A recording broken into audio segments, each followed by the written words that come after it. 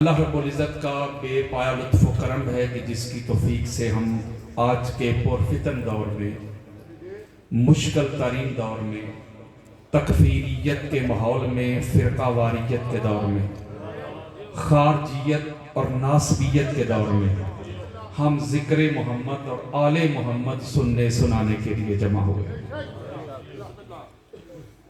Be be پاک کے حوالے سے اہل تشیع میں آپ کی شہادت کے ساتھ آپ کی بارگاہ میں سلام عقیدت پیش کیا جاتا ہے۔ اہل سنت میں 3 رمضان کو آپ کے وصال کے حوالے سے پروگرام کا اہتمام کیا جاتا ہے۔ میں یہاں تبلیغ کرنے کے لیے حاضر ہوا ہوں۔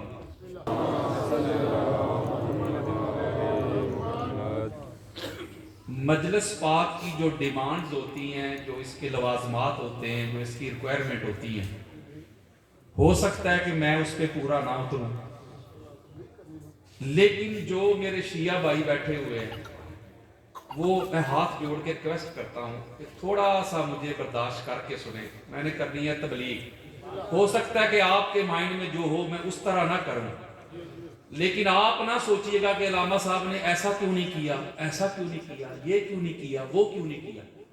اور جو اہل سنت بھائی آ کے بیٹھے ہوئے ہیں وہ بریلوی بن کے نہ سنیں، عطاری بن کے نہ سنیں، جلالی بن کے نہ سنیں، اہل سنت کیا بن کے سنیں۔ اور اہل سنت کہتے ہیں حضور کی سنت والے، یار مولوی کی سنت والے نہیں، کسی پیر صاحب کی سنت والے نہیں، کسی مفتی صاحب کی سنت والے نہیں، حضور کی سنت والے۔ وہ حضور کی سنت والے بن کے سنیں۔ اور میں جو پوری دنیا میں جو تبلیغ کر رہا ہوں شاہ جی، میں شیعہ سنی سے ہٹ کر رہا ہوں۔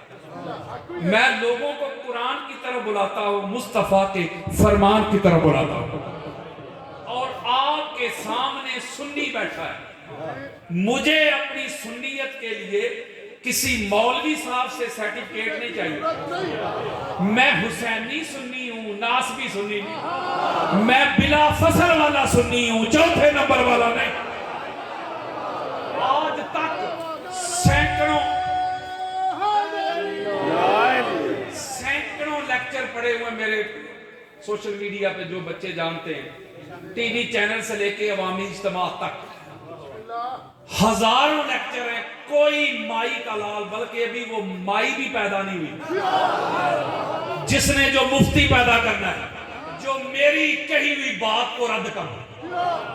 اور میں سنیت ہی بتاتا ہوں، سنیت ہی پڑھاتا ہوں، سنیت ہی دکھاتا ہوں، سنیت ہی سمجھاتا ہوں، سنیت کے ٹھیکیداروں کو 25 سے زائد اہل بیت اطہار کی عظمت پہ، ان کی نفاست پہ، ان کی معصومیت پہ میں کتابیں لکھ چکا ہوں۔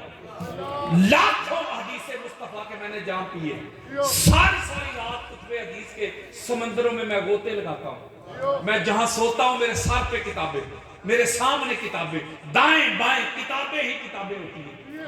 میں ایک جملہ کہنے لگا ہوں، مخالفت کرنے سے کچھ نہیں ہوتا۔ یہ جو آپ کا شہر ہے ٹانڈا، آج سے کوئی 3-4 سال پہلے میں اس گاؤں میں آیا تھا، اس کی جو مرکزی مسجد ہے، یہ بانی بھی سامنے بیٹھے ہوئے، تو خطاب میں نے کیا تھا اہل سنت کے مطابق، لیکن وہ ایک خطاب کیا تھا، دوبارہ انہوں نے بلایا نہیں۔ اگر کسی حسینی سنی نے خواہش کا بھی اظہار کیا، ٹھیک ہے نا، کہ بھائی علامہ صاحب کو بلاتے ہیں، تو مسجد کی انتظامیہ ہی کھڑی ہو گئی، بھائی اس کو نہیں بلانا۔ شاہ جی میں ایسی جگہوں پہ بھی جاتا ہوں، فیصل آباد، سمندری، ملتان، جہاں پروگرام اہل سنت کا ہی ہوتا ہے، اور وہ کہتے بھائی شیعہ کا کوئی بڑا عالم بلا لو، انہوں نہیں بلانا۔ وہ کسی نے پوچھا بھائی اس سے کیا پرابلم ہے، وہ کہتے بس اس کو نہیں بلانا۔ وہ کہتی بھائی آپ آئیں، ان کے سامنے بیٹھیں، پبلک میں کھڑے ہو کے سوال کریں، یا پبلک میں آپ کو کوئی شرم آتی ہے، کوئی حیا آتی ہے تو ڈرائنگ روم میں کریں۔ علامہ صاحب تو پھنس جائیں گے ہمارے پاس آ کے، آپ آئیں ان کو اصل سنیت بتائیں۔ وہ کہتے ہیں نہیں سوال نہیں کرنا، انہوں بلائے نا۔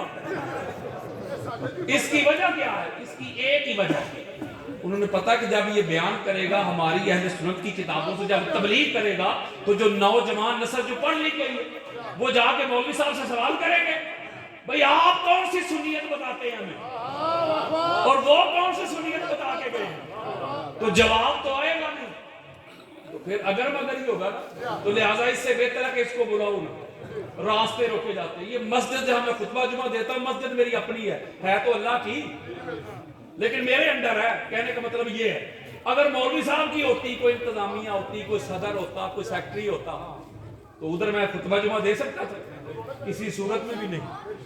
تو ایسے ایسے مولائی مجھے ملتے ہیں جو پروگرام کروانا چاہتے ہیں اور وہ بیچارے مجبور ہوتے ہیں، کہتے ہیں مولوی صاحب نہیں مان رہے، وہ بیچارے کہیں وہ مہرج ہال میں پروگرام کر رہا ہے، کوئی حویلی میں کر رہا ہے، کیونکہ ذکر حسین کو اگر روکنے والے بڑے ہیں نا تو ذکر حسین پہ تن من دن لٹانے والے بھی بڑے ہیں۔ یہ جس بی بی پاک کے ذکر کے لیے آپ جمع ہوئے نا، یہ اتنا، میں ایک جملہ ابھی کہہ رہا تھا، یہ ایسا موضوع ہے، یہ ننگی تلوار ہے، کیونکہ دونوں گھروں کو تو آپ راضی رکھ نہیں سکیں گے، یارو حق اور باطل تو نہیں نہ جمع ہوتے، بولیں سچ اور جھوٹ تو نہیں نہ جمع ہو سکتا، تو سچ جب آپ بیان کریں گے تو ہو سکتا ہے کہ جو آپ کے ولن ہیں وہ دوسرے کے ہاں ہیرو ہوں، تو مسئلہ تو خراب ہو گیا نا، تو اس لیے یہ ننگی تلوار ہے، اور میں اہل سنت کی کتابیں آپ کے سامنے رکھوں گا۔ یہ میرے سنی بھائی بیٹھے ہوئے ہیں، یہ میں چیلنج کر رہا ہوں سینہ چوڑا کر کے، یہ ٹانڈا کی سرزمین کے لیے میں نیا نہیں ہوں، یہ پرماننٹ چیلنج ہے، اور یہ کمرے والا نہیں، یہ میدان والا ہے، یہ کمرے کی فضا اور ہے، میدان کی فضا اور ہے۔ حیدری ہوتا ہی وہ ہے جو میدان میں آ کے کھڑا ہو جائے، میں میدان میں کھڑا ہوں اور پرماننٹ کھڑا ہوں، جب کسی کا جی چاہے ہم سے بات کرنے کے لیے ہم حاضر ہیں، میدان میں کرنا چاہتا ہے حاضر ہے، اپنے گھر بلا کے کرنا چاہتا ہے حاضر ہے، مسجد میں کرنا چاہتا ہے حاضر ہے، جہاں کرنا چاہتا ہے حاضر ہے۔ حیدری ہوتا ہی وہ ہے جو میدان میں کھڑا ہو جائے۔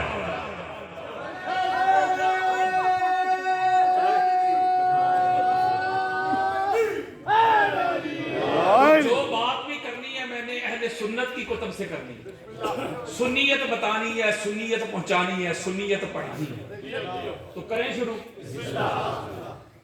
جب میں ادھر آ کے بیٹھا تھا تو میں شاہ جی کنفیوز تھا، سوچ رہا تھا کون سا موضوع بیان کیا جائے، یہ کروں یہ نہ کروں، سچی بات بتا رہا ہوں، ممبر پہ بیٹھ کے یہ کروں نہیں یہ سمجھ نہیں آئے گا، ہاں یہ کرتا ہوں یہ سمجھ آ گیا تو خطرناک ہے،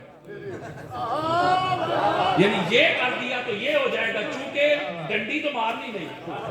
اللہ رب العزت نے فرمایا کہ یا ایھا الذین آمنوا اتقوا اللہ وقولوا قولا سدیدا، اے ایمان والو اللہ سے ڈرو اور سیدھی بات کرو، سچی بات کرو، کھری بات کرو، اور دوسرے مقام پہ سورہ بقرہ میں فرمایا لا تلبسوا الحق بالباطل، اور حق کو باطل کے ساتھ مکس اپ نہ کرو، خلط ملط نہ کرو کہ وہ بھی حق تھے وہ بھی حق، یہ لنگڑی لولی بات، حق کو حق کہو باطل کو باطل کہو۔ جب بندہ کوئی مومن بن کے جب کوئی تبلیغ کرتا ہے، کوئی دعوت دیتا ہے، اللہ اور اللہ کے رسول کا پیغام سناتا ہے، تو پھر ڈنڈی تو نہیں نہ چلتی، جو ڈنڈی چلائے گا وہ پکا منافق ہوگا۔ میں آپ کو، آپ میرے بھائی ہیں، سید بھی ہیں، میں کچھ ذاتی باتیں بھی کر رہا ہوں، میں 15 سے 20 سال رہا ہوں تحریک منہاج القرآن میں، اور سادہ کرتا ہوں آپ کو سمجھ آ جائے، ڈاکٹر طاہر القادری کی جو جماعت ہے، 15 سے 20 سال تک اس جماعت کے ساتھ میں منسلک رہا، دنیا بھر میں گیا، پروگرام کیے، دروس قرآن آپ کے دائیں بائیں قرب و جوار میں کیے، محفل میلاد میں گیا، فجر کے بعد جو درس قرآن ہوتے ہیں وہ دیتا رہا، سارا کچھ ہوتا رہا۔ میں آپ کو جینوئن بات بتانے لگا، جب کھل کے اس گھر کی نوکری کی،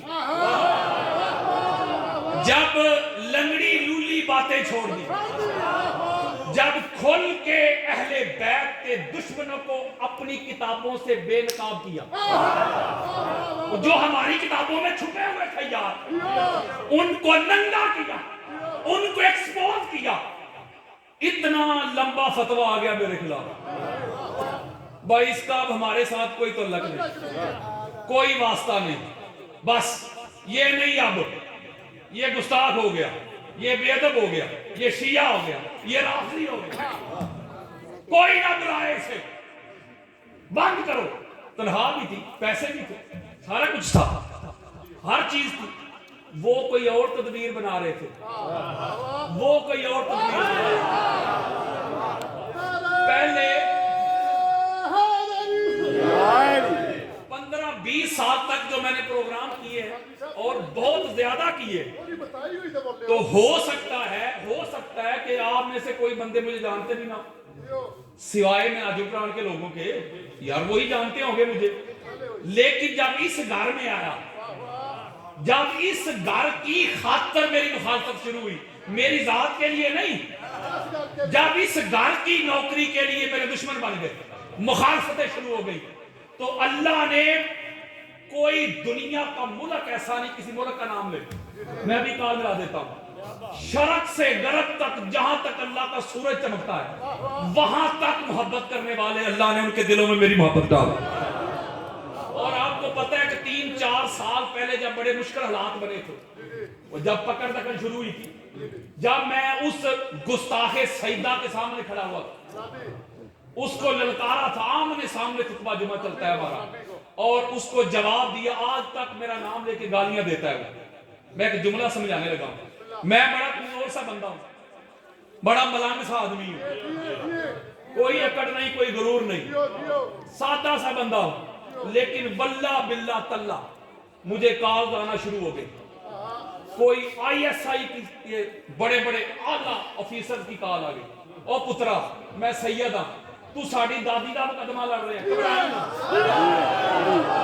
کسی منسٹر کی کال آ گئی، واللہ باللہ تاللہ منسٹر کی، کسی جنرل کرنل لیول کے لوگ، اوے پترا گھبرائیں نہ، پاک سیدہ کا مقدمہ لڑ رہا ہے، یہ تجھ سے پاک سیدہ کی اولاد وعدہ کرتی ہے، جب تک ہم زندہ ہیں تیری طرف گرم ہوا بھی نہیں آئے۔ میں ایک نقطہ آپ کو سمجھا رہا ہوں، واللہ باللہ تاللہ میرا دنیا کا کوئی کام ایسا نہیں جو رکتا ہو۔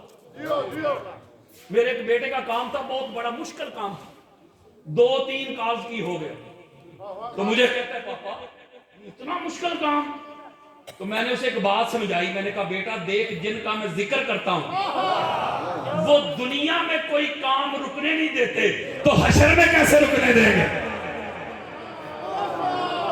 شرط یہ ہے کہ صدق کے ساتھ، اخلاص کے ساتھ، خلوص سے، نیت کے ساتھ اس گھر میں آؤ، نیت دیکھتے ہیں یہ، اور جو اہل بیت کا ہو جائے نا، اگر بیگانہ بھی ہو نا تو کیا میرا ہے، جو اہل بیت کا نہیں باپ بھی ہو کیا میرا نہیں۔ یا لوگ چوک میں کھڑے ہو کے کہتے ہیں کہ شیعہ ٹھیکیدار ہیں اہل بیت کے، ہم بھی مانتے ہیں اہل بیت کو۔ او بھائی اگر آپ مانتے ہیں اہل بیت کو تو یہ زبانی اقرار سے تو نہیں مانا جائے گا، اگر اہل بیت کو مانتے ہو تو تیرے کردار سے نظر آنا چاہیے، تیرے عمل سے نظر آنا چاہیے۔ حضرت جی، قاری جی، علامہ جی، حافظ جی، اگر اہل بیت کو مانتے ہو تو پھر ان کو کیوں مانتے ہو جن کو اہل بیت نہیں مانتے؟ اگر اہل بیت کو ماننا ہے، اہل بیت کے دشمنوں سے تعلق توڑنا ہوگا، واسطہ توڑنا ہوگا، کہ جو اہل بیت کے نہیں وہ تیرے نہیں، یہ ڈویلٹی نہیں چلے گی، یہ دوہرا معیار نہیں چلے گا، یہ درنگی نہیں چلے گی۔ درنگی چھوڑ دے یک رنگ ہو جا، سراسر موم یا سنگ ہو جا، ایک کوئی پاسا رکھ لے ہیرے، یا کھیڑے یا رانجا، یا اہل بیت کے در کے منگتے بن جاؤ یا اہل بیت کے دشمنوں کے سنگ ہو جاؤ۔ یارو وہ کیسا محبوب ہے،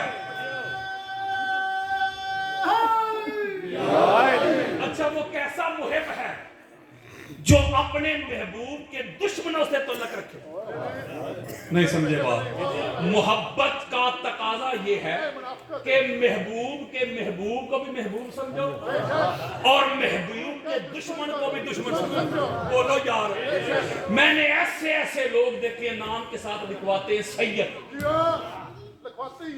بڑا کر کے سید, اور علی علیہ السلام کا کہتے ہیں ہم بیٹے علی علیہ السلام کے, اور علی علیہ السلام کے دشمنوں پہ درود پڑھتے ہیں. نہیں سمجھے یارو. کوئی بندہ, میں بٹ فیملی سے ہوں, گجرانوالا کا بٹ ہوں, اور میرا ایک دوست ہے, اس کے کوئی جاننے والے تھے یو کے میں, اسے پتا نہیں تھا کہ لاما صاحب بٹ ہے, اس نے بتایا کہ لاما صاحب بٹ ہے. وہ کہتے اچھا منو ہن پتا چلیا واقعی کام بٹاں دا ہی سی, کہ جیڑا کام لاما صاحب کر رہے ہیں واقعی یہ بٹاں دا ہی کام سی. میں ایک جملہ سمجھا رہا ہوں آپ کو. فرض کریں کوئی میرے باپ کو گالیاں دے کوئی, تو میں اس سے یاری رکھوں گا؟ باپ کو گالیاں دینے والے سے یاری وہی رکھے گا جو بغیرت ہو. وہ غیرت مند کیسے کرے گا یاری؟ پتا چلا جو علی علیہ السلام کے دشمنوں کے قصیدے پڑھے, جو تلواریں لے کے علی کے سامنے آگے, جو لیکے لے کے علی کے سامنے آگے, ممبروں پہ جو مولا علی کو سب و شتم کرتے رہے, کرواتے رہے, ساری زندگی زندہ رہے, علی کی دشمنی پہ رہے, جو علی کے بچوں کے دشمن رہے, علی کی بیٹیوں کے دشمن رہے, جو تاجدار کائنات کے خاندان کے دشمن رہے. حضرت جی پتا کہ وہ رضی اللہ ہے کہ لعنت اللہ ہے. یہ کیسا ماننا ہے یار؟ میں تو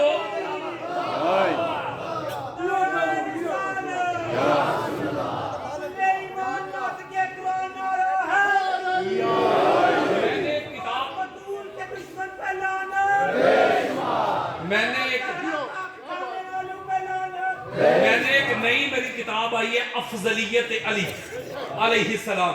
جو بچے سوشل میڈیا کے ساتھ اٹیچ ہیں ان کو پتا ہے, اس کے لیکچر بھی میں نے ریکارڈ کروائے ہوئے ہیں.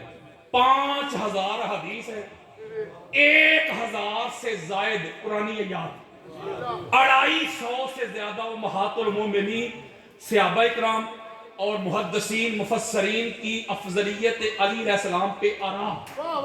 550 کتب اہل سنت کے ریفرنسز, وہ حوالہ جات یاد. وہ کتاب میں نے لکھی ہے, ایک حوالہ بھی شیعہ کتاب کا نہیں. میں ایک جملہ کہنے لگوں نام کے بغیر, بڑے بڑے پیر جن کے 10 گاڑیاں آگے 10 پیچھے ہوتی ہیں, بڑا پروٹوکول ہوتا ہے, سیکیورٹی گارڈ, بڑے پیر, داڑھی, سید بادشاہ, سید السادات, ان کو کتاب تحفے کے طور پہ دینے کے لیے گیا. یہ ممبر پہ بیٹھا, انہوں نے کہا یہ افضلیت علی جو ہے نا یہ اہل سنت کا عقیدہ نہیں, اس کو کر دیں فضائل علی. میں نے کہا پیر صاحب غصہ نہ کیجیے گا, میں تو امتی ہوں, آپ سید کہہ رہے ہیں, علی کے بیٹے ہیں. اگر یہی کتاب میں لکھ کے لاتا افضلیت ابو بکر صدیق, تو آپ نے کبھی بھی نہیں کہنا تھا کہ فضائل ابو بکر کا. میں نے کہا یہ افضلیت علی آپ کہتے ہیں کہ یہ اہل سنت کا عقیدہ نہیں. میں نے کہا 550 میں نے حوالے دیے, ایک نہیں بتا کہ شیعہ کا ہو. یہ روایت آپ نے خطبات جمعہ میں سنی ہوگی. اکثر علماء کہتے ہیں ہمارے اہل سنت کے کہ حضور کے سارے صحابی عادل ہیں. بڑی خاص بات سمجھانے لگا. وہ کہتے ہیں جی حضور کے سارے صحابی عدل کرنے والے ہیں. حضور کے کسی ایک صحابی کی بھی اگر آپ اطاعت کر لیں, ان کی بات مان لیں, تو آپ کا بیڑا پار ہے. حضور علیہ السلام کے سارے صحابہ ستارے ہیں, یہ سنتے ہیں کہ نہیں؟ میں نے اسی کتاب میں لکھا ہے. میں نے کہا کہ حضرت جی آپ کہتے ہیں کہ حضور کے سارے صحابہ عادل ہیں, کسی ایک کی بھی اطاعت کر لے, اتباع کر لے, آپ کا بیڑا پار ہے. تو میں تو اطاعت کر رہا ہوں عبداللہ ابن مسعود کی, وہ کہتے ہیں علی کا پہلا نمبر. میں اطاعت کر رہا ہوں جابر بن عبداللہ انصاری کی, وہ کہتے ہیں علی کا پہلا نمبر. میں اطاعت کر رہا ہوں زید بن ارقم کی, وہ کہتے ہیں علی کا پہلا نمبر. میں اطاعت کر رہا ہوں عمار ابن یاسر کی, وہ کہتے ہیں علی کا پہلا نمبر. میں اطاعت کر رہا ہوں حذیفہ بن یمان کی, وہ کہتے ہیں علی کا پہلا نمبر. حجر ابن عدی کی، وہ کہتے ہیں علی کا پہلا نمبر بیعت کر رہا ہوں حضرت ابو طفیل کی، وہ کہتے ہیں علی کا پہلا نمبر بیعت کر رہا ہوں حضرت سلمان کی، وہ کہتے ہیں علی کا پہلا نمبر میں بیعت کر رہا ہوں حضرت ابو ذر کی، وہ کہتے ہیں علی کا پہلا نمبر میں بیعت کر رہا ہوں حضرت مقداد کی، وہ کہتے ہیں علی کا پہلا نمبر میں بیعت کر رہا ہوں اماں ام سلمہ کی، وہ کہتی ہے علی کا پہلا نمبر میں بیعت کر رہا ہوں ابن عبداللہ کی، وہ کہتے ہیں علی کا پہلا نمبر مولوی ہے تے کوئی گل نہ ہوئی کہ صحابہ بھی تیری مرضی دے تے ماما بھی تیری مرضی دے۔ 250 میرے مصطفیٰ کے صحابہ مولا علی علیہ السلام کی افضلیت کے قدر میں نے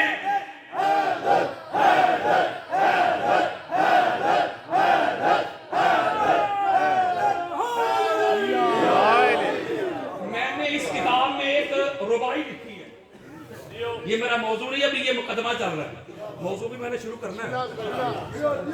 اسی افضلیت علی علیہ السلام والی جو کتاب ایک میں نے ربائی لکھی ہے کہ پھول سے جو پہلے ہو اسے کلی کہتے ہیں، جو مخفی کو ظاہر کر دے اسے جلی کہتے ہیں، بعد از انبیاء ابن قحافہ کو افضل کہنے والا، اوے بچوں سے میرا خطاب نہیں، بعد از انبیاء ابن قحافہ کو افضل کہنے والا جو قبل الانبیاء ہو اسے علی کہتے ہیں۔ وہ کہتے بعد از انبیاء، کہتے بعد از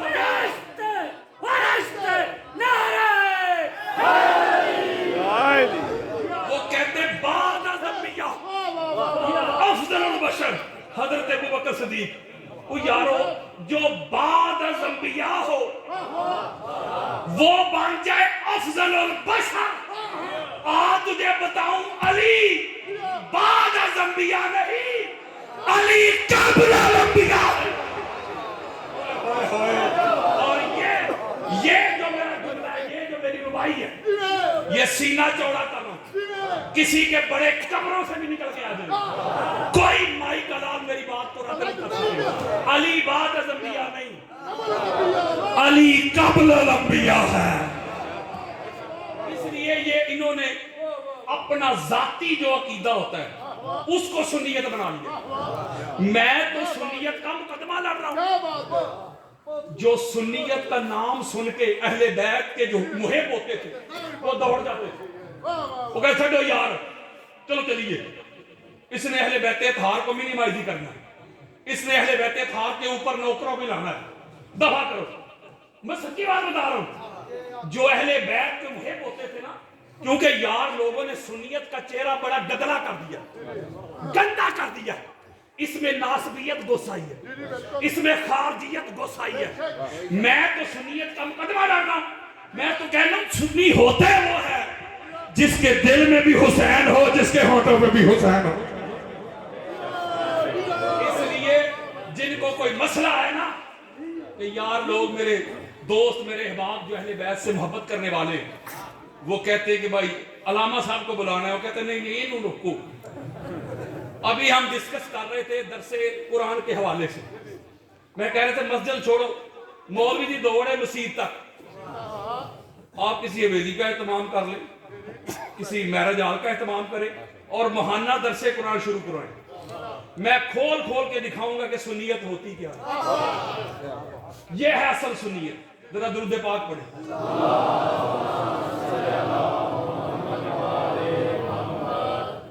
اچھا میں گفتگو شروع کرنے لگا ہوں حبیب پاک کے حوالے سے، اب ذرا توجہ کے ساتھ آپ نے نا سر سے پاؤں تک سراپا ادب بن کے توجہ کے ساتھ یہ میری تبلیغ سنیں۔ اثر کرے نہ کرے سن تو لے میری فریاد، نہیں ہے داد کا طالب یہ بندہ آزاد، انداز بیاں گرچہ بہت شوق نہیں، شاید کہ تیرے دل میں اتر جائے میری بات، کہتا ہوں وہی بات سمجھتا ہوں جسے حق، نیاب لہ مسجد ہوں نہ تہذیب کا فرزند، اپنے بھی خفا مجھ سے ہیں بیگانے بھی ناخوش، میں زہر ہلاہل کو کبھی کہہ نہ سکا کن. مشکل ہے کہ بندہ حق بینو حق اندیش خشاب کے تودے کو کہے کوہ دمامن. اب حق بات شروع کرنے لگا ہوں, اب میری طرف توجہ رکھیں. یہ قرآن مجید فرقان حمید کی سورہ یاسین کی سیکنڈ لاسٹ آیت مبارکہ جو میں نے بھی آپ کے سامنے پڑھی, کہ جب اللہ کسی چیز کو بنانے کا ارادہ کرتا ہے تو اسے کہتا ہے کن ہو جا, فیکون, اور وہ ہو جاتی ہے. یہ ترجمہ اکثر آپ نے سنا ہوگا, پڑھا ہوگا. اب یہ جو ارادہ ہے نا, آپ لغت کی کوئی کتاب کھول لیں, عربی لغت کی کوئی کتاب کھول لیں, امام راغب اصفہانی کی المفردات کھول لیں, القاموس امام ابن منظور کی لسان العرب, یعنی عربی لغت کی سب سے بڑی کتاب ہے. ارادہ کا معنی ہوتا ہے چاہت. کیا ہوتا ہے؟ چاہت. اسی سے مرید ہے. آپ پہلے اپنے مرشد پاک کا ارادہ کرتے ہیں, اسے چاہتے ہیں, پھر جا کے اس کے ہاتھ میں بیعت کرتے ہیں, مرید بنتے ہیں. تو ارادہ کا معنی ہے چاہت. شیئن شاء, اس کا معنی بھی ہے چاہت. ہو سکتا ہے کہ شاہ صاحب نے یا ملک ساجد صاحب نے کسی کو دعوت دی ہو, بھئی کل ہمارے ہاں ایک پروگرام ہے, مجلس ہے, چلو محفل ہے, کسی کو مجلس سے پرابلم نہ ہو, حالانکہ مجلس عربی کا لفظ ہے, نہیں سمجھے, اور یارو مجلس قرآن اور حدیث والا لفظ ہے. یہ جو ہماری ڈرائنگ روم جس کو بیٹھک کہتے ہو, اسے بھی عربی میں مجلس کہتے ہیں. یہ مطلب ہے وہ کہ یہ شیعہ نہیں ہے, وہ مجلس آ جائے تو شیعہ دی ہوئے گی بھائی. حالانکہ مجلس عربی کا لفظ ہے, قرآن و حدیث کا لفظ ہے. جو قرآن اور حدیث کا لفظ ہے اس کا مولوی صاحب کو انکار ہے, اور جو قرآن حدیث میں ہے ہی نہیں محفل, اس پہ اصرار ہے. چلو ہم لڑائی نہ کرتے. ملک صاحب نے کسی کو دعوت دی ہوئی, کل ہمارے ہاں مجلس ہے بی بی پاک کی, محفل ہے یار, کانفرنس ہے, کوئی سیمینار ہے, آپ ہی آئیے گا. اس نے آگے سے کہا ہوگا انشاءاللہ, اگر اللہ نے چاہا. بولو ذرا کیا ہو گیا؟ یہ شیئن شاء کا معنی سمجھا رہا ہوں. اگر اللہ نے چاہا, ما شاء اللہ, جو اللہ چاہے, جو اللہ. تو پتا چلا میرے دوستو بزرگوں, لغت کے بکھیروں میں آپ کو جانا نہیں چاہتا, سادہ کر رہا ہوں. پتا چلا شیئن شاء کا بھی معنی ہو گیا چاہت. اب ترجمہ کریں, اذا ارادہ, جب اس نے چاہا, شیئن, اپنی چاہت کو, اپنی, ان یقول لہو, واحد سیگا, پھر اپنی اس چاہت کو کہا کن, اے میری چاہت ظاہر ہو جا, فیکون, اور وہ ظاہر ہو گیا.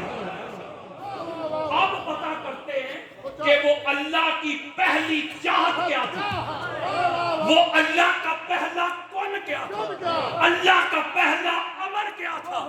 یہاں لوگ کہتے ہیں کہ آدم علیہ السلام سب سے پہلے بنے, وہ آدم تیجے کالے دی گالے. آپ پوچھتے ہیں کہ وہ اللہ کی چاہت کیا تھی, اللہ کا وہ پہلا کون کیا تھا, اللہ کا امر کیا تھا. میں 50 سے زائد حدیث کو جمع کر کے نا, یعنی ایک ایک حدیث میں مختلف الفاظ موجود ہیں, میں 50 کو جمع کر رہا ہوں. کسی حدیث میں ایک چاہت کا ذکر ہے, کسی حدیث میں 2 کا ذکر ہے, کسی حدیث میں 5 کا ذکر ہے, کسی حدیث میں 14 کا ذکر ہے. میں 50 حدیث مسند احمد بن حنبل سے لے کے محب الدین طبری تک, امام قسطلانی سے لے کے امام بہقی تک, قاضی ثناء اللہ پانی پتی سے لے کے علامہ علوسی تک, ابو حنیفہ سے لے کے مولانا مودودی تک, میں 50 سے زائد اہل سنت کی کتب جمع کر کے نتیجہ آپ کے سامنے رکھنے لگا. آپ پتا کرتے ہیں کہ وہ اللہ کی پہلی چاہت کیا تھی, اللہ کا پہلا کون کیا تھا. حضرت ابو ہریرہ بھی روایت کرتے, حضرت جابر بن عبداللہ انصاری بھی روایت کرتے. حضرت جابر بن عبداللہ انصاری روایت کرتے کہ میں نے ہاتھ جوڑ کے ابھی انتا و امی یا رسول اللہ اخبرنی ان شیئن خالق اللہ تعالی قبل الاشیاء, وہی شیئن اور شاء. توجہ کے ساتھ نکتہ سمجھے. میں نے عرض کی آپ پر میرے ماں باپ قربان ہو، فدا ہو، نثار ہو، یا رسول اللہ مجھے خبر دیجئے اللہ کی پہلی چاہت کیا تھی؟ اللہ کا پہلا امر کیا تھا؟ اللہ کی پہلی تخلیق کیا تھی؟ اللہ کا پہلا کون کیا تھا؟ یہ سوال کیا ہے حضرت جابر بن عبداللہ انصاری۔ کوئی مشکل سوال ہے؟ بولو یار، آسان سا سوال ہے۔ اب آقا علیہ السلام فرماتے قال رسول اللہ صلی اللہ علیہ وآلہ وسلم کنتو انا وعلی وفاطمہ وحسن وحسین وعلی ابن الحسین ومحمد الباقر وجعفر صادق وموسى الكاظم وعلی رضا محمد تقی وعلی نقی وحسن عسکری ومحمد مہدی علیہم السلام نوران بین یدی اللہ قبل ان یخلق آدم۔ اور 14 کے منکروں کانوں کی کھڑکیاں کھول کے سنو، آنکھوں سے حسد، بغض، اناد، کینہ، عداوت کے پردے ہٹا کے سنو، ایک حیدری کی للکار سنو۔ میرے آقا فرماتے ہیں جابر، میں علی، فاطمہ، حسن، حسین، زین العابدین، الباقر، جعفر صادق، موسیٰ کاظم، علی رضا، محمد تقی، علی نقی، حسن عسکری، محمد مہدی علیہ السلام۔ آدم کی تخلیق سے پہلے آدم کا جسم نہیں بنا تھا، آدم کا جسم نہیں بنا تھا، آدم کی روح نہیں بنی تھی۔ آدم کی تخلیق کے لیے ابھی مٹی نہیں گوندی گئی تھی، ایک خدا تھا، دوسرا 14 کا ایک نور تھا۔ اوئے ہوئے ہوئے بولو یار، سنگل نور، ایک ہی نور، ایک ہی اللہ نے اپنے نور سے، بولو یار، اللہ نے اپنے نور سے 14 کا نور تخلیق کیا۔ کس کے نور سے؟ آج 14 میں بات نہیں کر رہا، بلکہ یہ 14 کے 14 ہیں ایک ہی۔ میری بات سمجھے؟ قال رسول اللہ صلی اللہ علیہ وآلہ وسلم خلقت انا وعلی من نور واحد۔ میرے آقا میں لوگوں سنو، اللہ نے مجھے اور علی کو ایک نور سے تخلیق کیا، اور پیدا نہیں کیا، تخلیق کیا۔ قال رسول اللہ صلی اللہ علیہ وآلہ وسلم علی النبی، لوگوں سنو علی محمد کا خون ہے۔ قال رسول اللہ صلی اللہ علیہ وآلہ وسلم علی اللحمی، لوگوں سنو علی محمد کا گوشت ہے۔ قال رسول اللہ صلی اللہ علیہ وآلہ وسلم علی الروحی، لوگوں سنو علی محمد کی روح ہے۔ قال رسول اللہ صلی اللہ علیہ وآلہ وسلم علی النفسی، لوگوں سنو علی محمد کی جان ہے۔ قال رسول اللہ صلی اللہ علیہ وآلہ وسلم الناس من شجر شتى انا وعلی من شجرۃ واحدہ وفی روایت یا سلمہ ھذا علی لحمہ لحمی ودمہ دمی ھذا مفرج القربین ھذا رسول اللہ وسیفہ۔ میرے آقا نے فرمایا لوگ جدا جدا شجرہ سے، حسب سے، نسب سے، میں اور علی، شجرہ بھی ایک، حسب بھی ایک، نسب بھی ایک، خاندان بھی ایک، قبیلہ بھی ایک، دادا بھی ایک، باپ بھی ایک، گھرانہ بھی ایک، گوشت بھی ایک، خون بھی ایک، روح بھی ایک، جان بھی ایک، نور بھی ایک۔ مولوی تو ڈھونڈتا ڈھونڈتا مر جائے گا، قبروں میں جا کے مٹ جائے گا، تجھے نبی اور علی میں نبوت کے علاوہ کوئی فرق نظر نہیں آئے گا۔ آدم سے لے کے آخری انسان تک صرف نبوت اور رسالت کو چھوڑ کے، انبیاء سمیت یار، آدم سے لے کے آخری انسان تک صرف نبوت اور رسالت کو چھوڑ کے پوری دنیا میں سر سے پاؤں تک جو سارے کا سارا محمد جیسا ہے نا، اس کا نام علی ابن ابی طالب ہے۔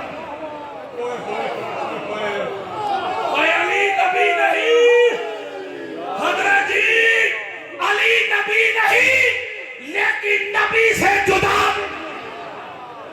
علی نبی نہیں لیکن ہے نبی جیسا۔ اور بخاری پڑھ دوں، وہ بخاری پڑھ دوں، بے عشق علی جو پڑھتے ہیں بخاری، آتا ہے بخار ان کو بخاری نہیں آتا۔ قال رسول اللہ صلی اللہ علیہ وآلہ وسلم اما ترضى ان تكون مني بمنزلة هارون من موسى इल्ला अन्नहु ला नबिय्य बादी। मेरे आका फरमाते हैं अली खुश हो जा, तेरी और मेरी मंजिलत, तेरा और मेरा मुकाम और मर्तबा वो दो नबियों वाला, मूसा हारून वाला है। अली मेरे बाद नबी कोई नहीं, तू नबी नहीं पर है नबी जैसा। वो कोई माई का लाल अली को नबी से जुदा करके तो दिखाए। काला रसूलुल्लाह सल्लल्लाहु अलैहि वसल्लम अली मिन्नी वाना मिन अली। मेरे आका के लोगों सुनो, अली मुझसे मैं अली से। और दूसरी रिवायत में मुखातब का सीगा, काला रसूलुल्लाह सल्लल्लाहु अलैहि वसल्लम या अली अंत मिन्नी व आना मिनका। ऐ अली तू मुझसे मैं तुझसे। और आप पता करें वो कौन है जो मोहम्मद से है, मोहम्मद इनसे है। काला रसूलुल्लाह सल्लल्लाहु अलैहि वसल्लम अल हसन वल हुसैन मिन्नी व आना मिनहुमा। हसन और हुसैन मुझसे, मैं हसन और हुसैन से हूँ। काला रसूलुल्लाह सल्लल्लाहु अलैहि वसल्लम फातिमा तो बदा तो मिन्नी फमन अगदबहा अगदबली। लोगों फातिमा मोहम्मद का टुकड़ा, जिसने फातिमा को नाराज किया उसने मोहम्मद को नाराज किया। काला रसूलुल्लाह सल्लल्लाहु अलैहि वसल्लम अव्वलुना मोहम्मद, औसतुना मोहम्मद, आखिरुना मोहम्मद, कुल्लुना मोहम्मद। पहले मोहम्मद से लेकर आखिरी मोहम्मद तक सारे के सारे मोहम्मद हैं।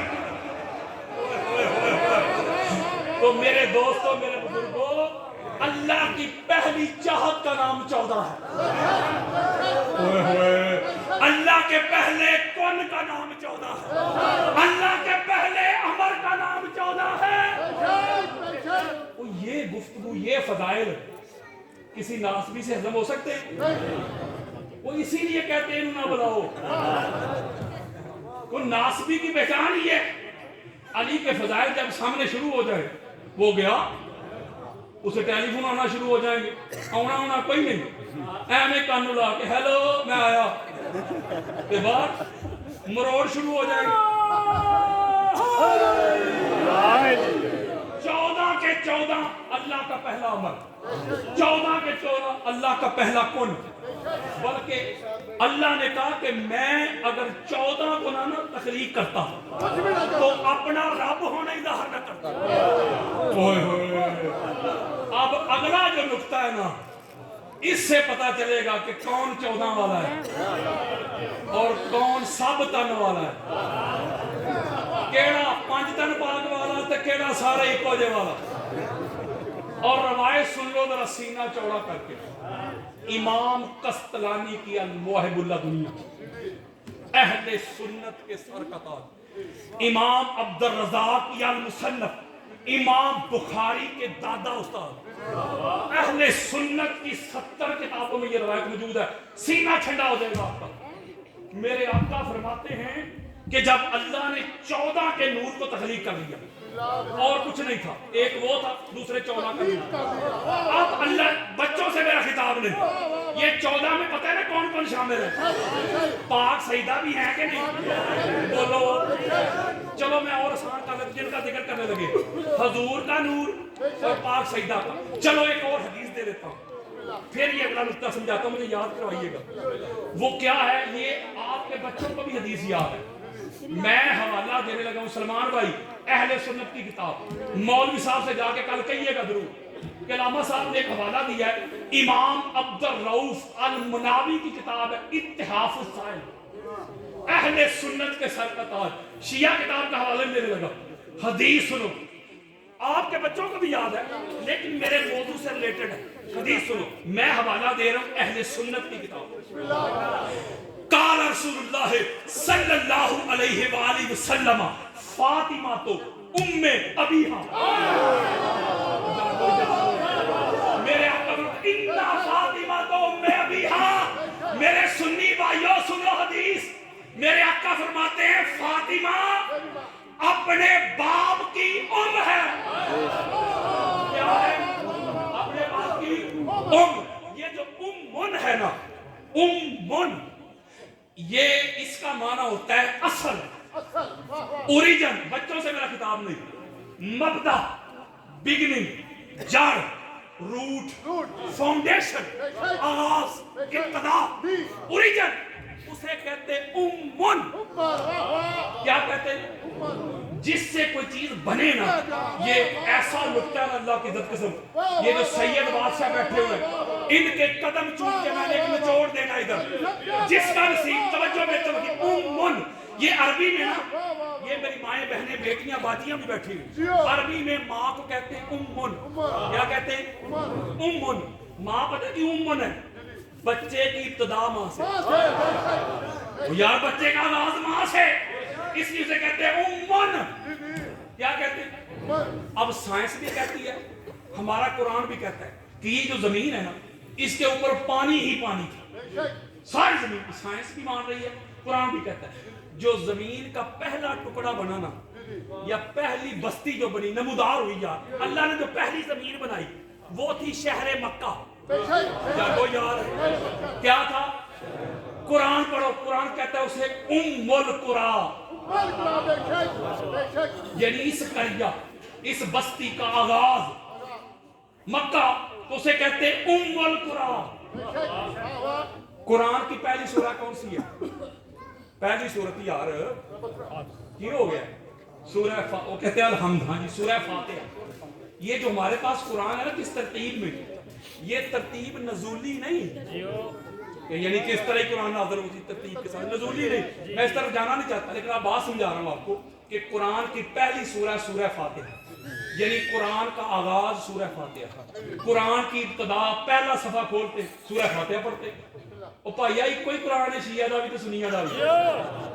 اور کسی نے غلط بتایا مولوی جی تجھے کہ شیعہ کا 40 سپاروں والا ہے، 10 بکری کھا گئی، نقل کفر کفر نہ باشد. وہ میں کہتا ہوں یار، میں نے اسے کہا، میں نے کہا یار ایسا نہ کر، 30 ہی ہے، کوئی گل نہیں، یہ علمی موضوع، اس پر پھر کبھی بات کریں گے.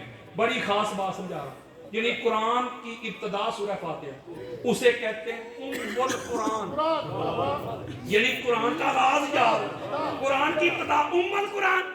یہ جتنے بھی علوم ہیں، یا ہمارا جو نصیب ہے، ہماری جو قسمت ہے، ہمارا جو مقدر ہے، اسے کیا کیا ملے گا، یہ لکھا ہوا ہے لوہے محفوظ.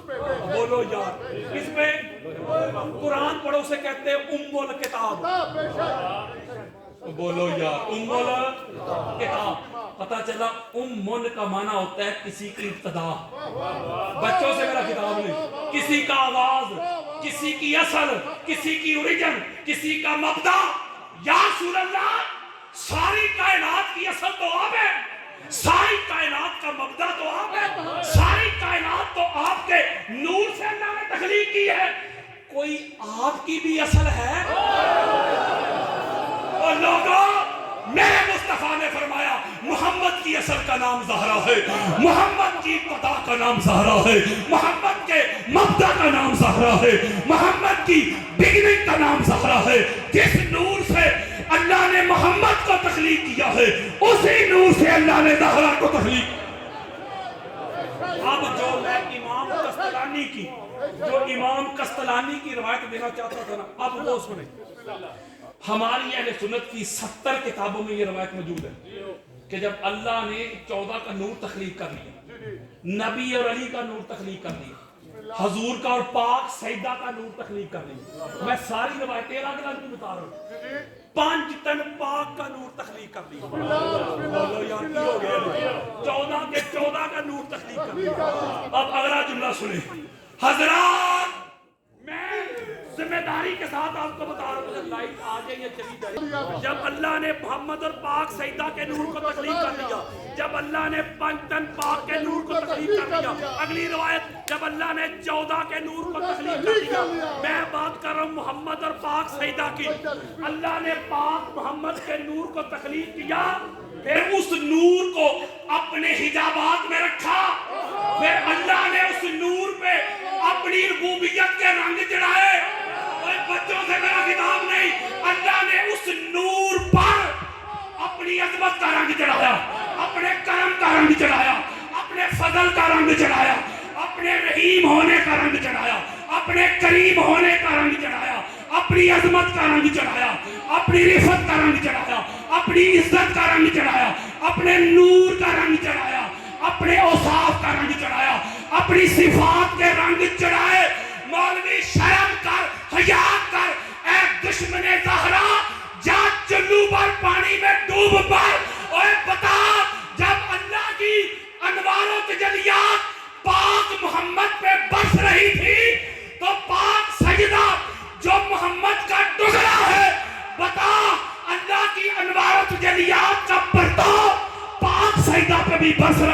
نہیں. جب اللہ اپنے علم کا فیض محمد کو دے رہا تھا تو پاک سیدہ کو بھی فیض مل رہا تھا.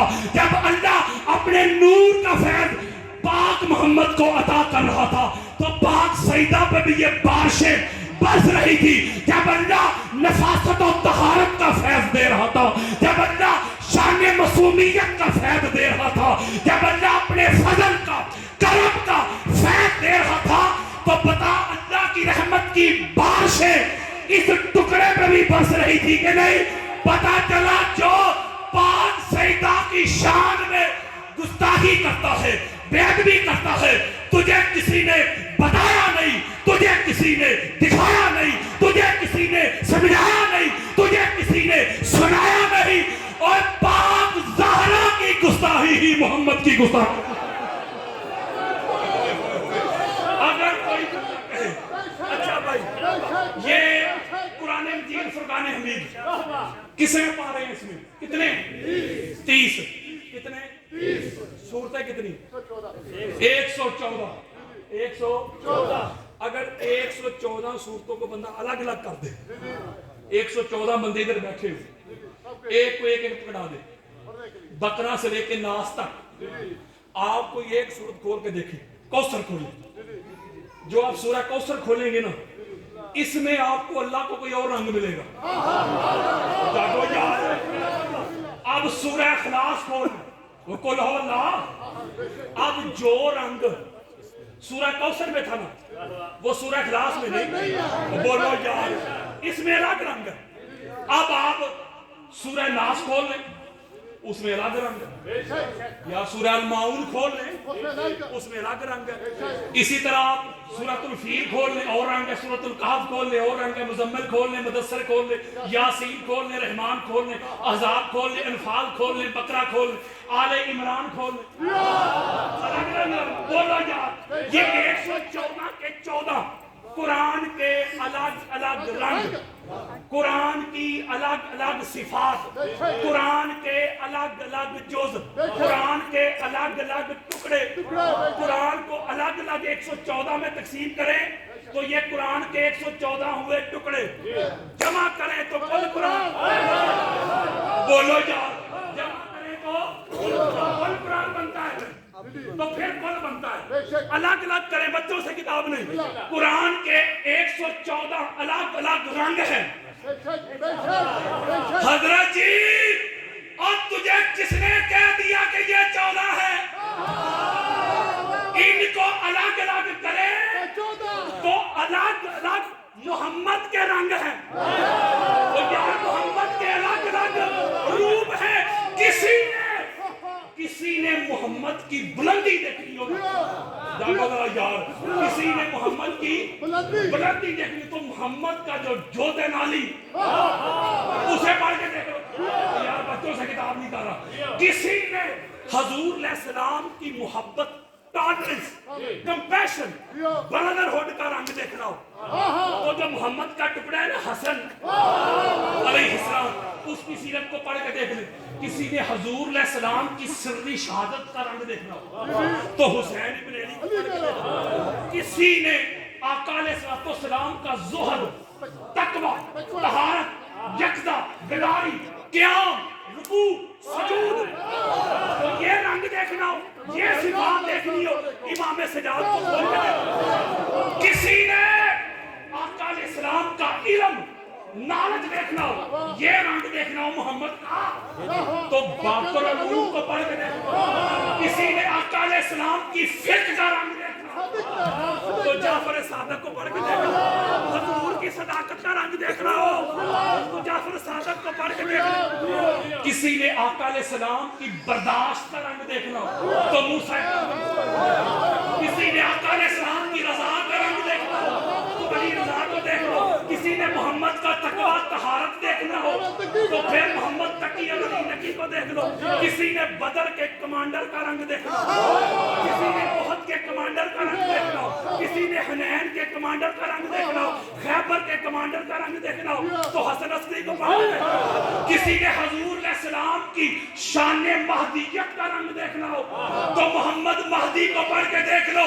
حضرت جی ان 14 کو الگ الگ کرے تو یہ 14 کے 14 الگ الگ محمد کی صفات ہے، اوصاف ہے، نظارے ہیں، رنگ ہے، روپ ہے.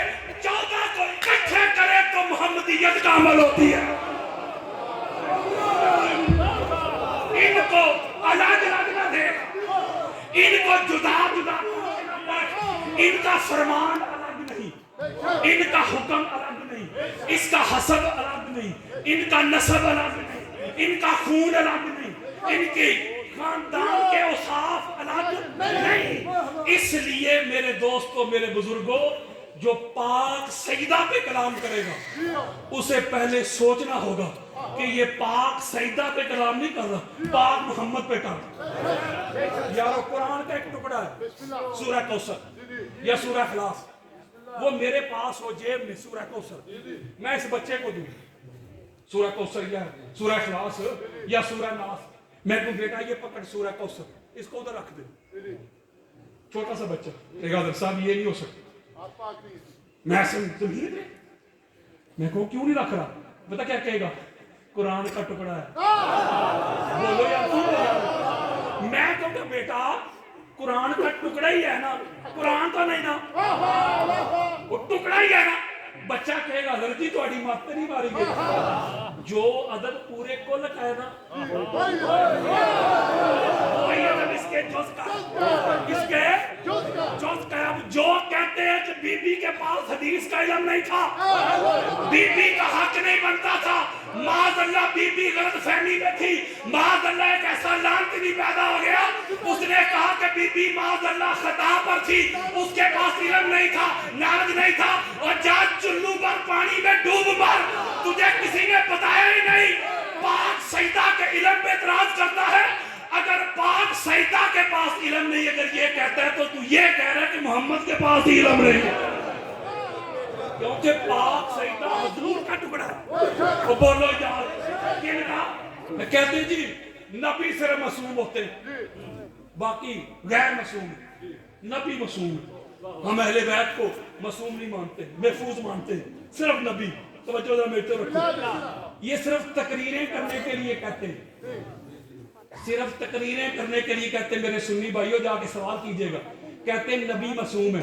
یہ تقریریں کرنے کے لیے کہتے ہیں اہل بیت کے حسد میں، ورنہ نبیان بھی معصوم نہیں جے مندے. میں بخاری پڑھ دیتا ہوں، میں بخاری پڑھ دیتا ہوں. بخاری میں کوئی 5 مرتبہ یہ روایت آئی ہے پلٹ پلٹ کہ جبریل امین آئے، آقا علیہ السلام کا آپریشن کیا، دل کو باہر نکالا، میل کچیل معاذ اللہ ساری گندگی صاف کی. نقل کفر کفر نہ باشد، جا چلو پر پانی میں ڈوب کر. وہ جو بنا ہی اللہ کے نور سے. مولوی شرم کر، حیا کر، میل کچیل محمد کے دل سے نکال رہا ہے. انما یرید اللہ لیذھب عنکم الرجس اہل البیت ویطہرکم تطہیرا. اللہ نے یہ نہیں فرمایا کہ ہم نے اہل بیت سے نجس کو دور اندر سے دور کیا، نہیں کہا کہ قریب ہی نہیں آنے دیا. اور جاگو یار، یعنی ادھر اہل بیت ہے نا تو نجس کوسوں دور ہے، قریب ہی نہیں آ سکتا. تو کہتے ہیں نبی سے بھی معاذ اللہ سمع معاذ اللہ. یہ میں آپ کو سمجھانے کے لیے کہہ رہا ہوں، ورنہ میں کوئی شوق سے یہ جملے نہیں کہہ رہا، میں تبلیغ کر رہا ہوں. کہتے ہیں کوئی گل نہیں، نبیاں کو بھی خطا ہو جاتی ہے. اور آگے جملہ تک کیا لگا دیتے، اجتہادی خطائے اجتہادی. وہ جو نبیوں کی خطا کے قائل ہیں، اوئے ہوئے ہوئے وہ ایسا ان کا خوبصورت عقیدہ، جس نبی سے دین لیا ہے اسی میں خطا تلاش کر رہے ہیں. پاک سیدہ کو خطا پہ کہنے والے جا گھر سے پتہ کر تو ماں کی خطا ہے. جب میں نے پاک سیدہ کے حوالہ سے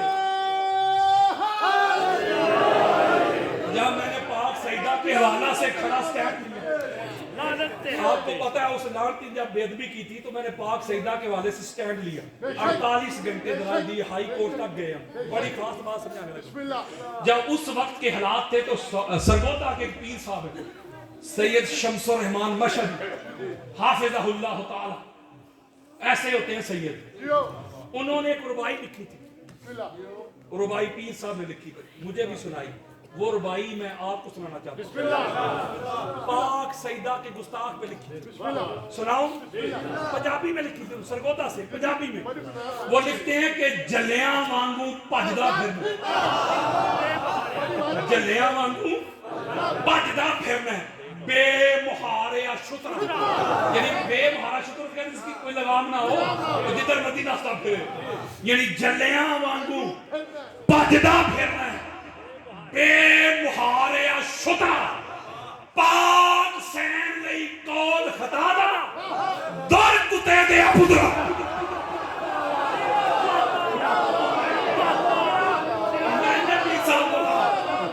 جب پیر صاحب نے مجھے یہ ربائی سنائی تو میں نے ہاتھ جوڑ کے کہا پیر صاحب, میں نے کہا پیر صاحب میری بات سنیں, میں امتی ہوں, آپ سید حضور کی اولاد ہیں. ہاتھ جوڑ کے کہتا ہوں جو پاک سیدہ کا گستاخ ہو اسے کتا بھی نہ کہو.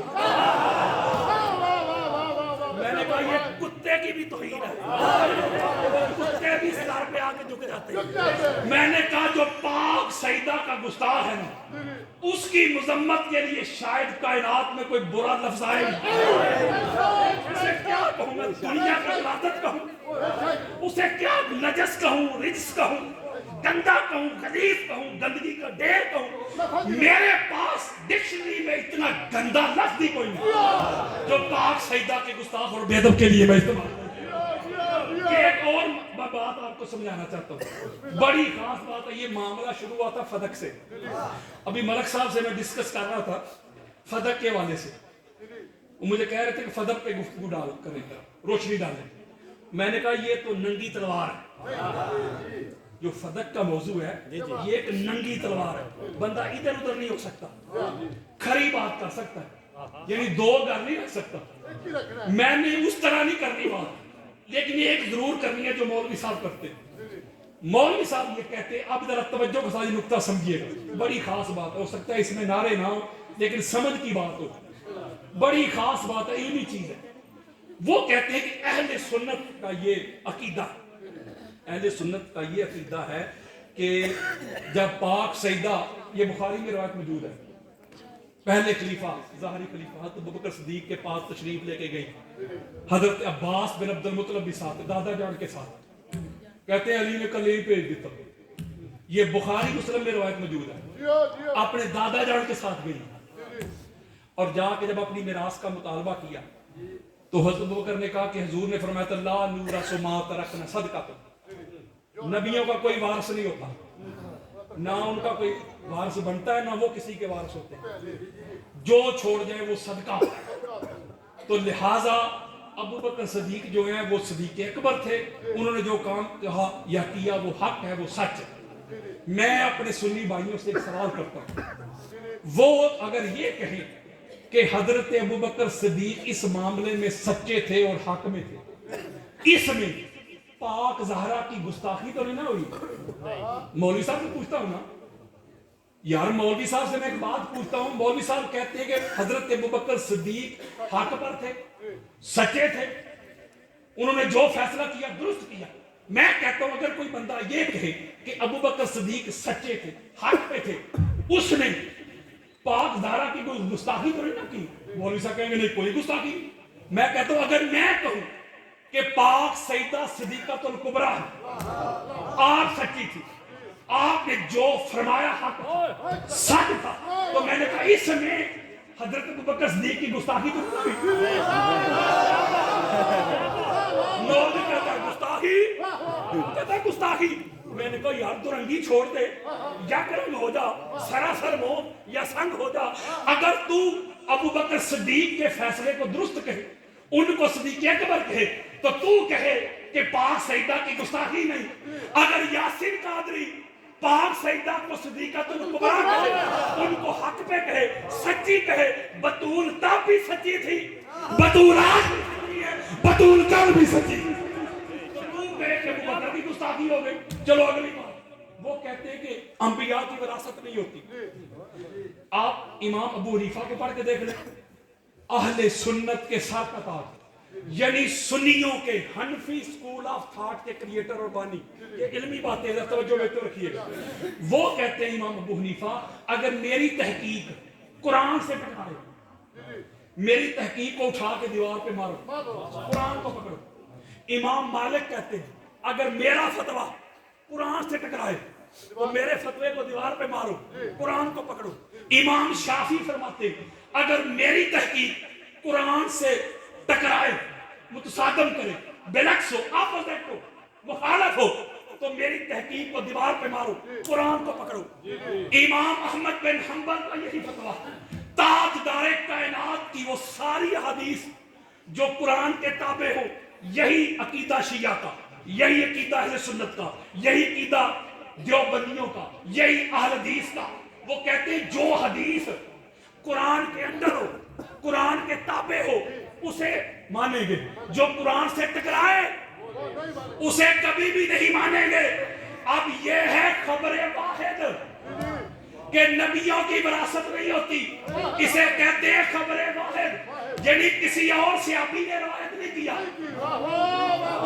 حضور علیہ السلام حضرت ابوبکر صدیق کے کان میں تو نہیں کیا گئے تھے کہ انبیاء کی وراثت نہیں ہوتی.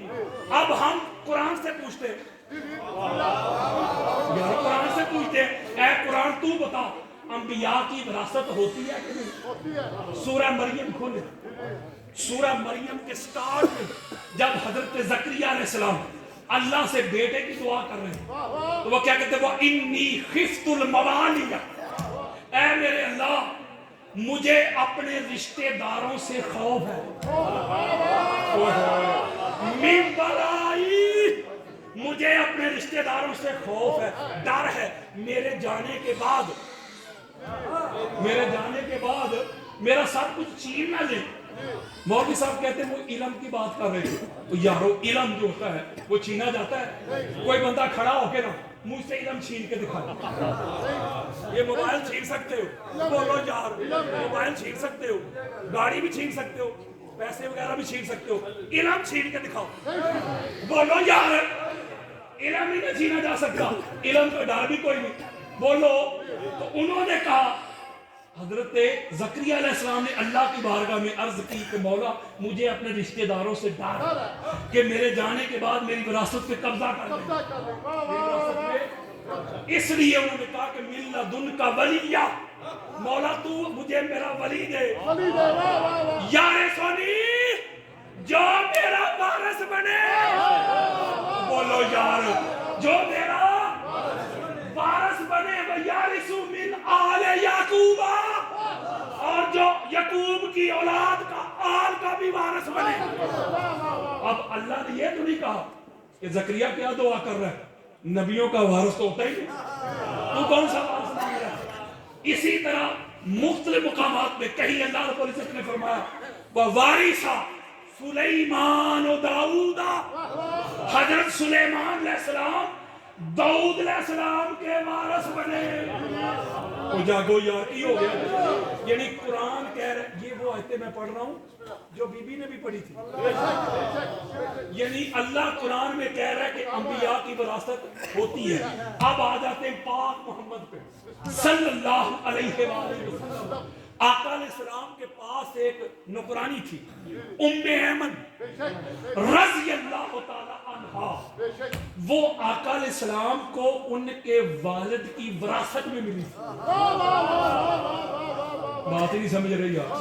حضور علیہ السلام نے اپنے باپ کی وراثت لی، اپنی باپ کے وارث بنے.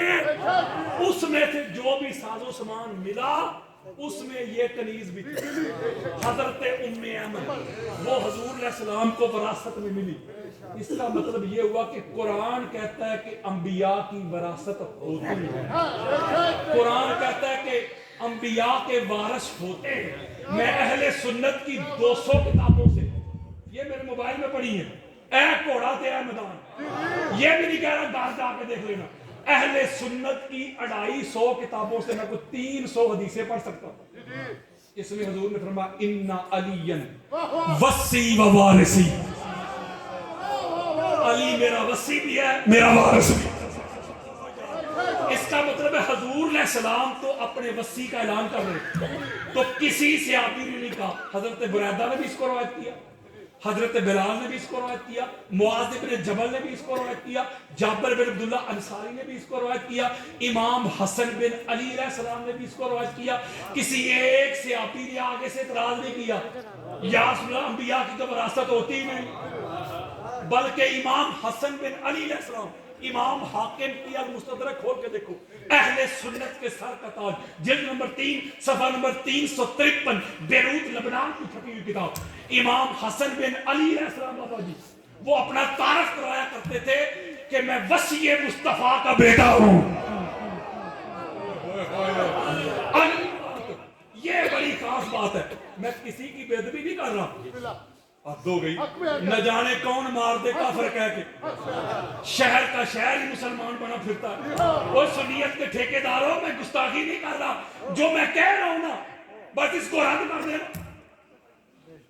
اگر یہ مان لیا جائے کہ انبیاء کی وراثت نہیں ہوتی, حضور کی بھی وراثت نہیں تھی, ٹھیک ہو گیا. اگر یہ مان لیے, فرض کریں ہم مان لیتے, بیوی کا جو حصہ ہوتا ہے نا وراثت میں وہ ہوتا ہے 1/8. جاگو کی ہو گیا 1/8. اللہ سلامت رکھے. اور حضور علیہ السلام کا جب وصال ہوا ہے, آقا علیہ السلام کا, حضور کی ایک ہی اولاد تھی زندہ, پاک سیدہ, بولو یار, یعنی بیٹوں کا بھی وصال ہو چکا ہے, اور جو آقا علیہ السلام کی 4 بیٹیاں مانتے ہیں وہ بھی سمجھ لیں کہ باقی تینوں کا بھی انتقال ہو چکا. حضور علیہ السلام کی اکلوتی اولاد, اکلوتی اولاد, بولو, اور بیوی کا حصہ ہے 1/8. یہ تبلیغ کر رہا ہوں, کل مولوی سے جا کے پوچھئے گا ضرور, کسی کی گستاخی اور بے ادبی نہیں کر رہا. اگر تو انبیاء کی وراثت نہ ہوتی تو حضرت ابو بکر صدیق کہتے اے میری بیٹی عائشہ, چونکہ انبیاء کی وراثت نہیں ہوتی, جب تک حضور حیات تھے تو حضور کے گھر میں تھی, اب حضور کا ہو گیا وصال, حضور علیہ السلام کا وصال ہو گیا, اور ان کی وراثت ہونی کوئی نہیں, کوئی ان کا وارث بنے گا نہیں, ان کی وراثت تقسیم ہوگی نہیں, تو لہذا بیٹا تو میرے گھر میں آ جا. میں اہل سنت کی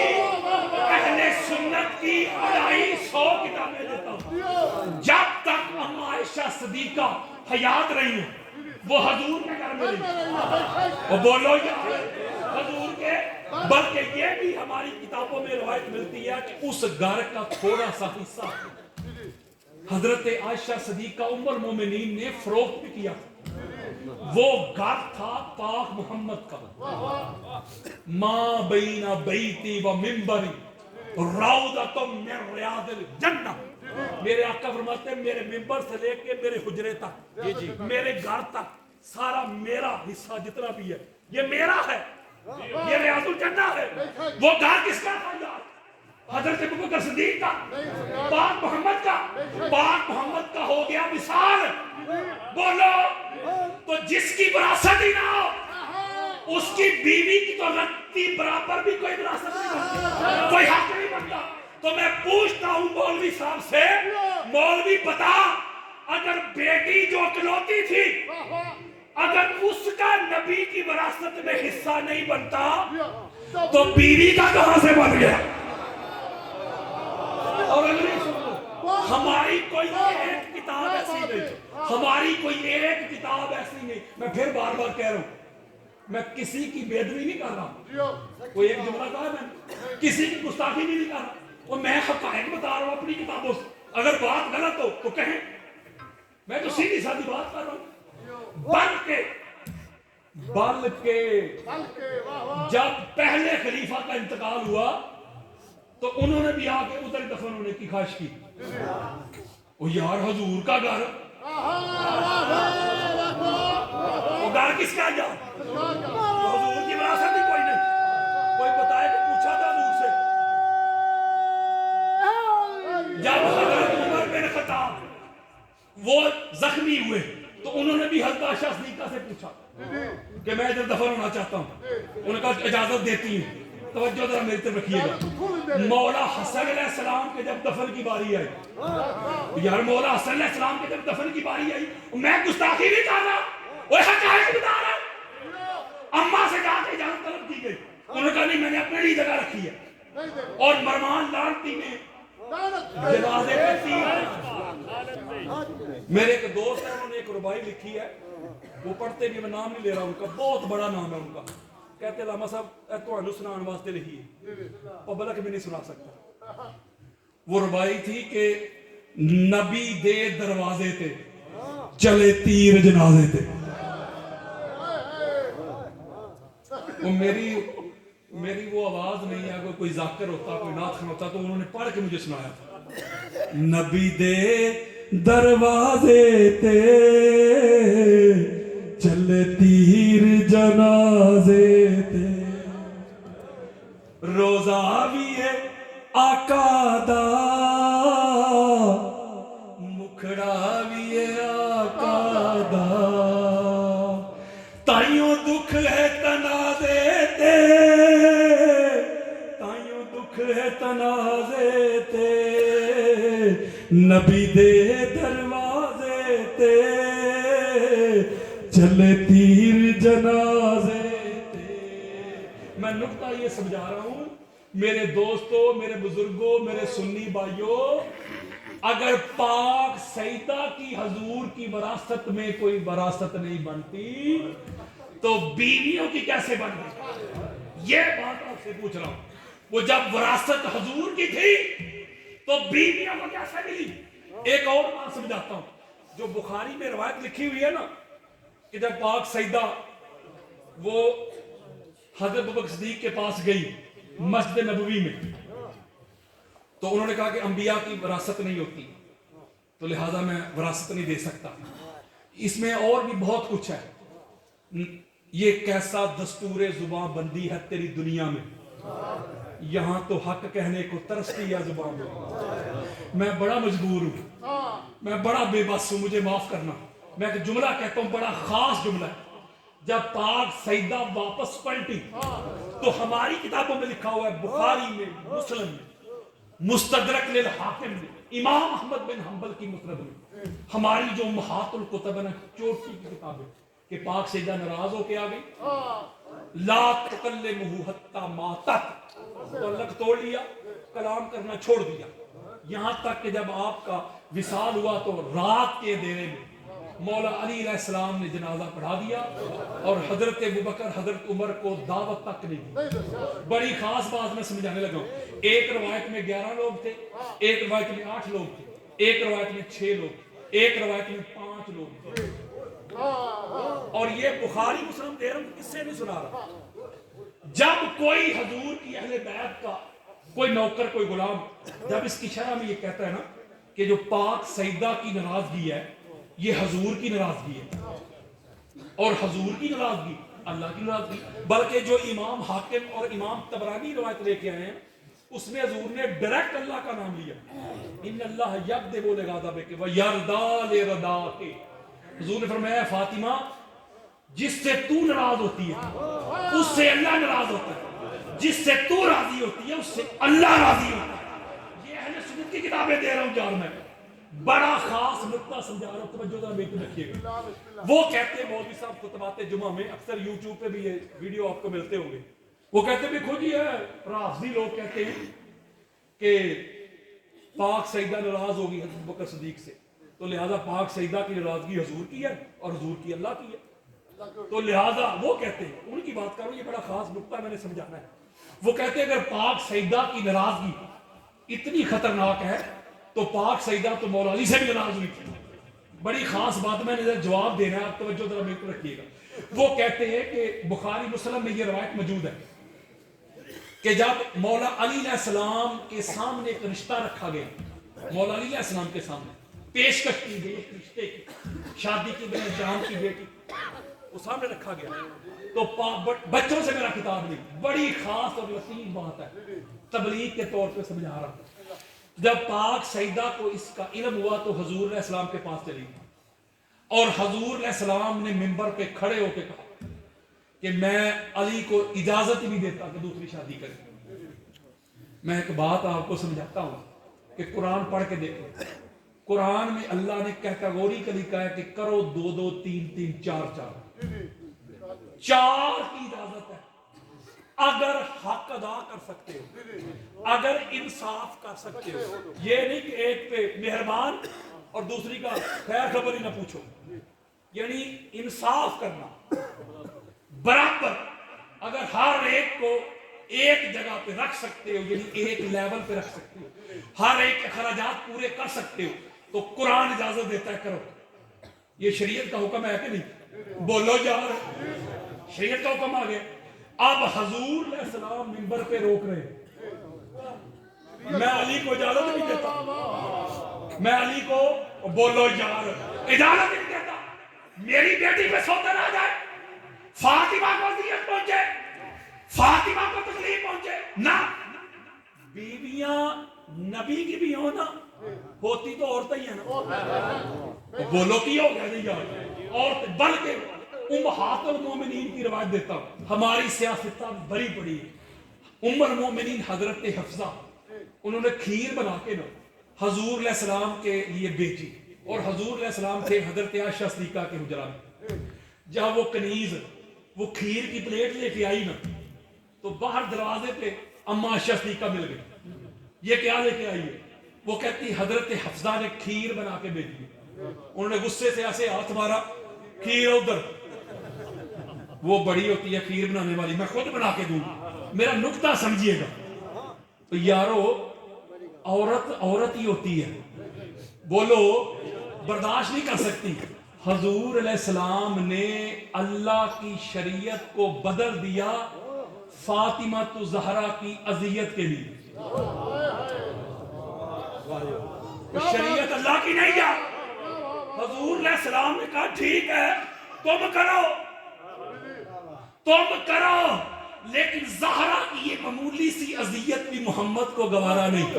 اب مولوی کہتا ہے تم کہتے ہو کہ حضرت ابوبکر صدیق نے پاک سیدہ کو ناراض کیا، تو پاک سیدہ کو ناراض تو معاذ اللہ مولا علی نے بھی کیا تھا، تو جو فتویٰ حضرت ابوبکر صدیق پہ لگاتے ہو وہ ادھر بھی لگاؤ۔ اب آؤ ذرا میری طرف، جواب سنو، وہ جواب اس کا رد کرتے کرتے مر جائے گا، مائی کا نام رد کر نہیں سکے۔ اب دوسری شادی کرنا یہ مولا علی علیہ السلام کا شرعی حق ہے، بولو یار۔ اب کوئی ضعیف روایت بھی لے کے آ جائے، سنی لے آئے، شیعہ لے آئے، دیوبند لے آئے، اہل حدیث، سارے انہوں چیلنج کہ مولا علی علیہ السلام نے پاک سیدہ کے ظاہر ہوتے ہوئے دوسری شادی کی ہو، وہ بولو، یعنی میں بڑا خاص نکتہ دینا ہے شاید کہ تیرے دل میں اتر جائے میری بات، یعنی مولا علی علیہ السلام نے اپنا شرعی حق، اپنا جائز کام بھی پاک سیدہ کی ناراضگی کے ڈر سے چھوڑ دیا۔ کیا کیا؟ چھوڑ دیا۔ یا رسول اللہ میں نے تو خواہش ہی نہیں کی، وہ تو اس طرف سے خواہش کا اظہار ہوا ہے، میں نہیں کر رہا یا رسول اللہ، چھوڑ دیا۔ حق تھا، اللہ نے اجازت دی تھی، شرعی حق تھا، حضرت علی علیہ السلام نے پاک سیدہ کی ناراضگی کو ملحوظ خاطر رکھا، اگر کر لیتے تو پھر ہوتی پاک سیدہ ناراض۔ وہ جاگو یار، مولا علی علیہ السلام نے نہیں کیا، حق بنتا تھا، پھر بھی پاک سیدہ کی ناراضگی خاطر نہیں کیا۔ اب میں ہاتھ جوڑ کے مولوی صاحب اور یار تیرے سامنے تیری داڑھی بھی چوم لیتا ہوں اور تیرے سامنے ہاتھ جوڑ کے ایک سوال کرتا ہوں، علی علیہ السلام نے تو حق ہوتے ہوئے بھی پاک سیدہ کو دیکھا، حضور علیہ السلام نے جو ساری کائنات کے لیے جائز تھا پاک زہرا کی ناراضگی کے لیے اس کو روک دیا، جائز کو بھی روک دیا، اتنا ڈر تھا پاک سیدہ کی ناراضگی کا۔ اب تیری مان لیتے ہیں کہ نبیوں کی وراثت نہیں ہوتی، پاک سیدہ کا حق نہیں بنتا تھا، تیری مان لیتے ہیں جب بی بی آج ہو گئی تھی خاصا دی گلے ہم آگے، جب پاک سیدہ آ گئی تھی دیکھ دے کہ ہستی کتنی بڑی ہے، دیکھ دے بدعت الرسول ہے، دیکھ دے یہ کوثر مصطفیٰ ہے، دیکھ دے یہ سیدہ ہے، یہ زاہدہ ہے، یہ عابدہ ہے، یہ راکعہ ہے، یہ محمد کا ٹکڑا ہے، یہ ساتھ سے پاؤں تک محمد ہے، اس کا بولنا محمد ہے، اس کی گفتگو محمد ہے، اس کا انداز تکلم محمد جیسا، انداز خرام ناز محمد جیسا، امر محمد جیسا، حکم محمد جیسا، آرڈر محمد جیسا۔ حضرت جی کہتے بندہ نہیں، پر آپ ناراض نہ ہو، سارا کچھ آپ پہ قربان کر دے۔ یارو دوہرا معیار تو نہیں ہونا چاہیے، دورنگی تو نہیں ہونی چاہیے، ڈوائلٹی تو نہیں ہونی چاہیے۔ کہتے علی علیہ السلام نے ناراض کیا، مولا علی علیہ السلام تو تب ناراض کرتے مولوی جی اگر دوسری شادی کرتے۔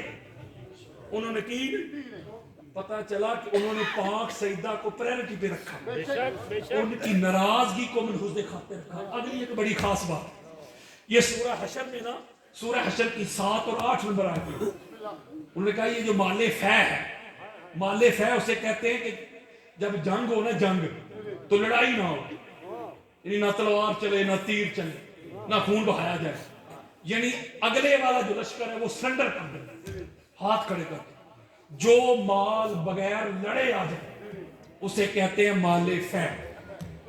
وہ فوج میں تقسیم نہیں ہوتا، وہ نبی کا ہوتا ہے، جاگو کی ہو گیا، بلکہ سینہ چوڑا کر کے کہہ رہا ہوں، جو مال غنیمت ہوتا ہے، مال غنیمت کسے کہتے ہیں؟ مال غنیمت وہ ہوتا ہے جب جنگ ہو تو سپاہی لڑے، خون بہائیں، لڑ کے جو مال ملے نا، لڑ کے جنگ کر کے فتح کر کے خون بہا کے جو مال ملے اسے کہتے ہیں مال غنیمت۔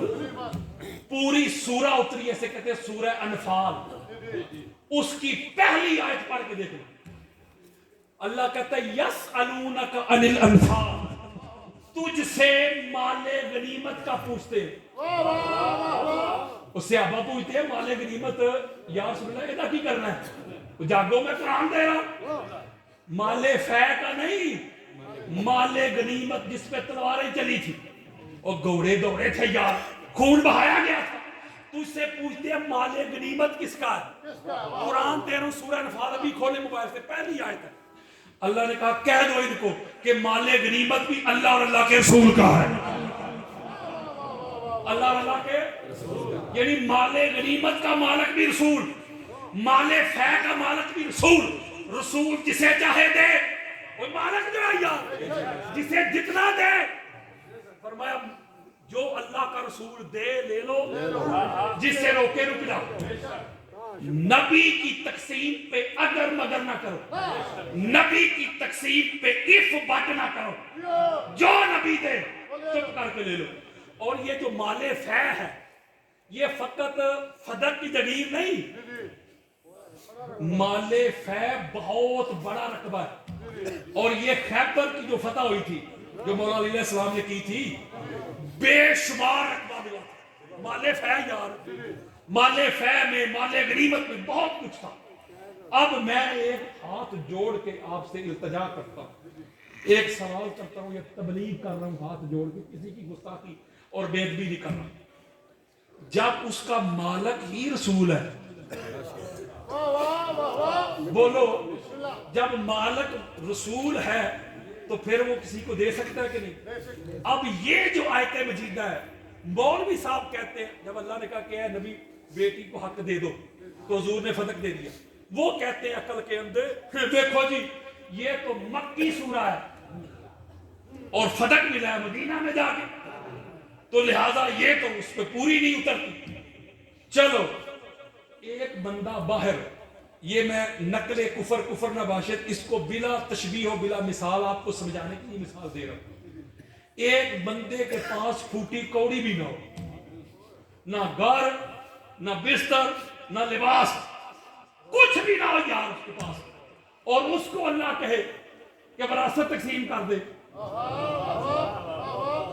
یار ہے ہی کچھ نہیں اس کے پاس، نہ مال، نہ دولت، نہ ہیرے جواہرات، کچھ بھی نہیں، تو اللہ کے تقسیم کر، بولو اب مکی دور پڑھ کے دیکھیں، دور مکی پڑھے یار، کوئی مال تھا؟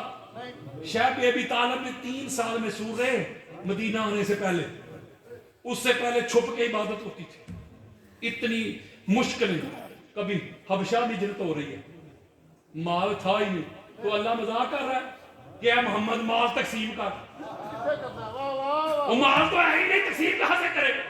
مال آیا ہے مدینہ جا کے۔ اور قرآن مجید فرقان مجید میں امام جلال الدین سیوطی اہل سنت کے سر کا تاج ہے۔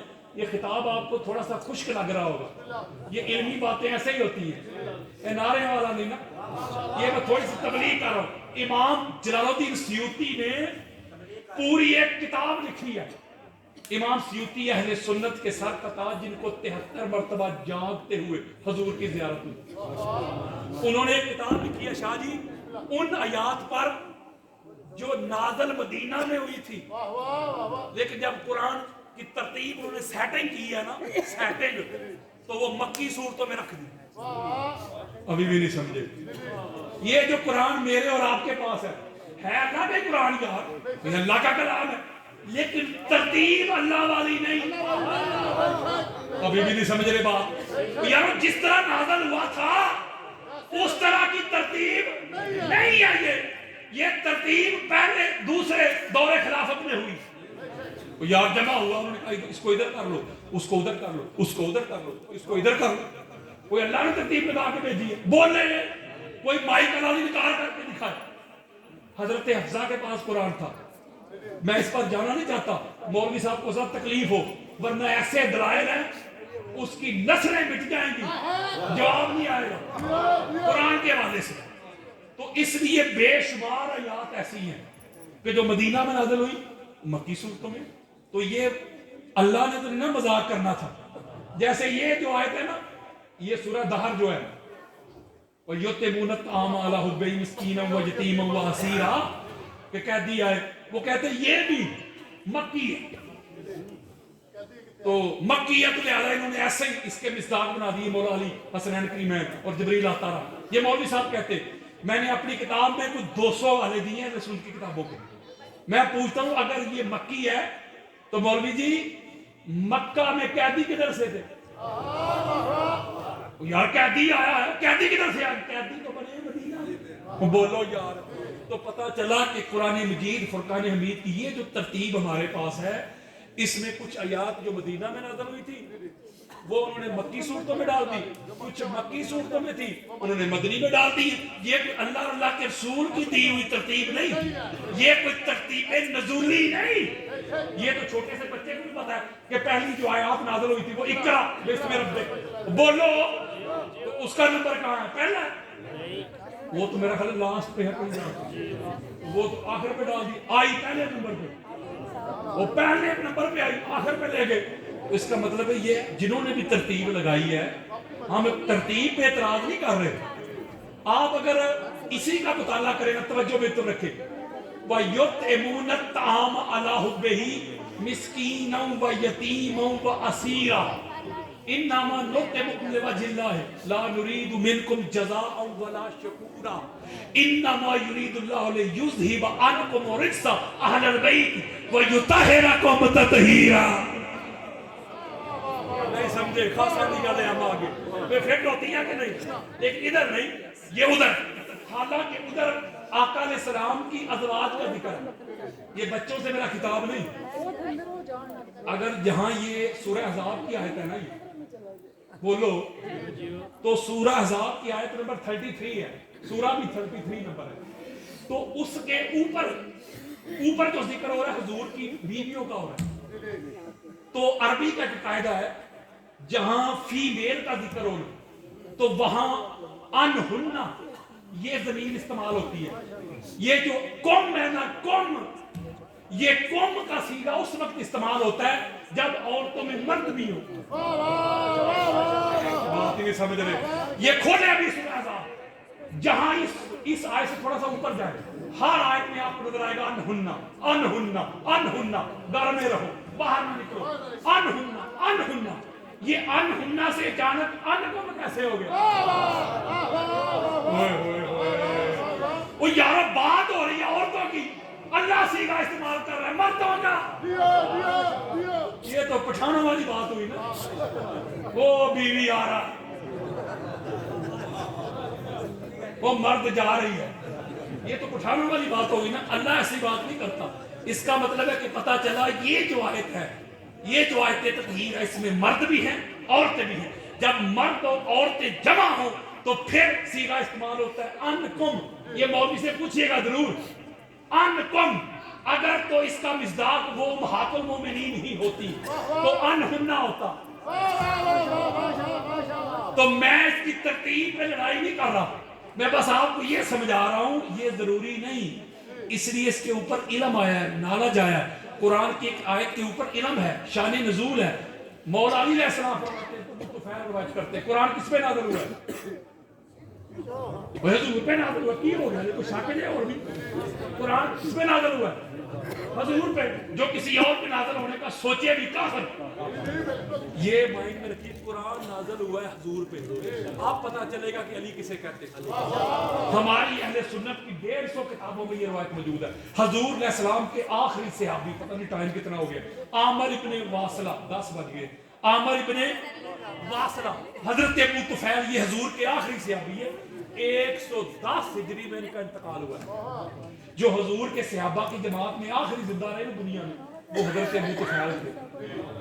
اے مولوی نظر نہیں دے ہوں گے، وہ مولائی جو سن وہ روایت کرتے ہیں کہ میں نے اپنی آنکھوں سے دیکھا 2 ہستیاں میں نے اپنی زندگی میں دیکھی تھی جو ممبر پہ جب اعلان کرتے تو کہتے تھے سلونی اما شیخو، آؤ جو سوال پوچھنا چاہتے ہو پوچھ لو. یہ بات میں بھی نہیں کر سکتا، میں اتنی کر سکتا ہوں کہ جو کچھ بیان کیا اس سے پوچھ لو یا اہل سنت کے حوالے سے پوچھ لو. میں یہ تو نہیں کہہ سکتا کہ اللہ نے کب کائنات بنائی. وہ سلونی جب اما شیخم آ جاتا ہے اس کا مطلب جو کچھ پوچھنا چاہتے ہو پوچھ لو. حضرت ابو طفیل کہتے 2 ہستیاں تھیں، ایک کا نام محمد مصطفیٰ، دوسری کا علی المرتضیٰ. اب قرآن نازل ہوا ہے حضور پہ. آؤ حضرت ابو طفیل کہتے کہ اس طرح مولا علی علیہ السلام ممبر پہ جلوہ فروز ہے اور اعلان کر رہے ہیں حضرات سنو مولا کا فرمان. قال علی بن ابی طالب سلونی عن کتاب اللہ فإنه ليس من یاد الا وقد عرفت بلی نظرت ام بنہا فی سال ام فی جبل. مولا کہتے ہیں لوگوں آؤ اللہ کے قرآن سے جو پوچھنا چاہتے ہو پوچھ لو علی سے. قرآن کی کوئی ایک آیت ایسی نہیں ہے جس کا علی کو علم نہ ہو، نالج نہ ہو. جو آیت رات کو نازل ہوئی علی اسے بھی جانتا ہے، جو دن میں نازل ہوئی علی اسے بھی جانتا ہے، جو پہاڑ میں نازل ہوئی علی اسے بھی جانتا ہے، جو میدان پہ نازل ہوئی علی اسے بھی جانتا ہے، جو کس کے لیے نازل ہوئی علی اسے بھی جانتا ہے.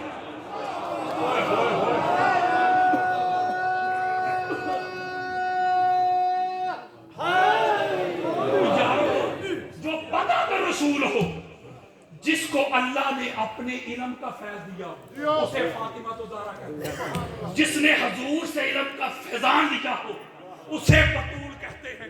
بولو یار. اگلی بات مولوی صاحب کہتے ہیں جی ہاں نبی کی وراثت ہوتی ہے، مال نہیں ہوتا علم ہوتا ہے.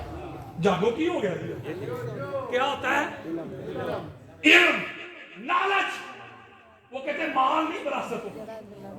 بندے نے ایک جھوٹ بولنا بولنا انہوں چھپا نہیں پھر بڑے بولنے پہ گالی نہیں سمجھے. بندہ سچی گالی کوئی کر دے جان چھٹ گئی، کوئی ناراض بھی ہو جائے سچ نہیں بول دیا تو بندہ جھوٹ بول دینا پھر انہوں چھپان لے ہو سکتا 200 بولنے پہ. جی بات بڑی خاص ہے. اب مولوی صاحب کہتے ہیں کہ انج بھی نہیں گل بنتی پئی اور بنا لیں کہ وہ نبیاں دی وراثت ہوندی ہے علم. کیا ہوتا ہے؟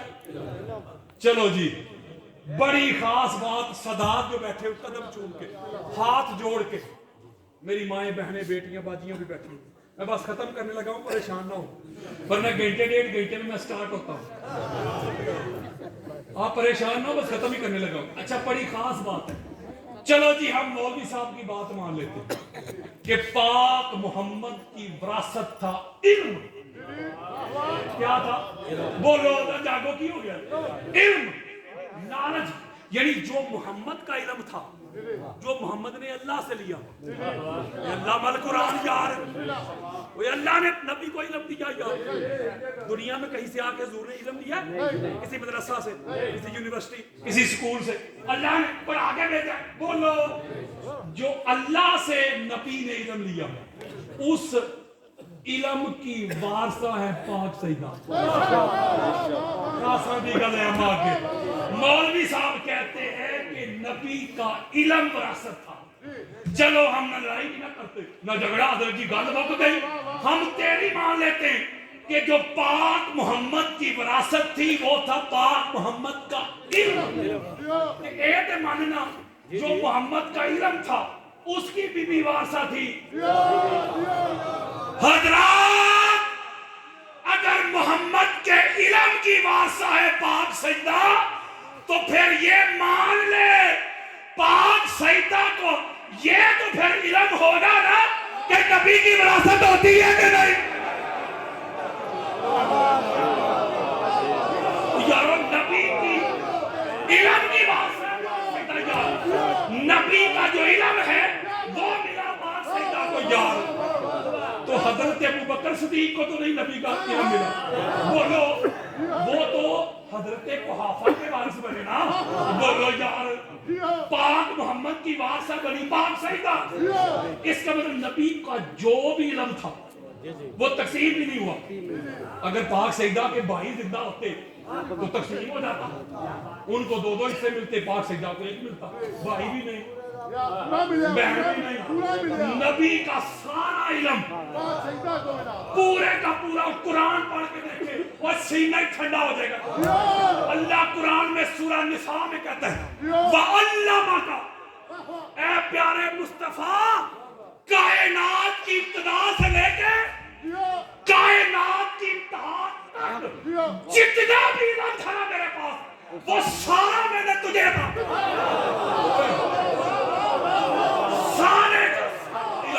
اللہ قرآن میں کہتا ہے محمد تجھے عطا کر دیا، وہ جو اللہ نے سارا علم پاک محمد کو تھا وہ سارے کا سارا پاک سیدہ کو تھا۔ اس کی ایک دلیل دیتا ہوں، غصہ نہ کیجیے گا، امام عبدالرؤف المناوی اس کو روایت کرتے ہیں مولا علی علیہ السلام کے علم پر اگر میں حدیثیں پڑھنا شروع ہو جاؤں، صرف متن ہی پڑھتا جاؤں، متن نہ ترجمہ کروں، صرف متن پڑھتا جاؤں عربی کے، تو فجر ہو جائے گی، حدیثیں ختم نہیں ہوگی۔ یعنی اتنا بڑا علم کا فیضان ہے مولا کے پاس۔ آقا فرماتے ہیں کہ العلم ستۃ اصداس فعلی من خمسۃ اصداس۔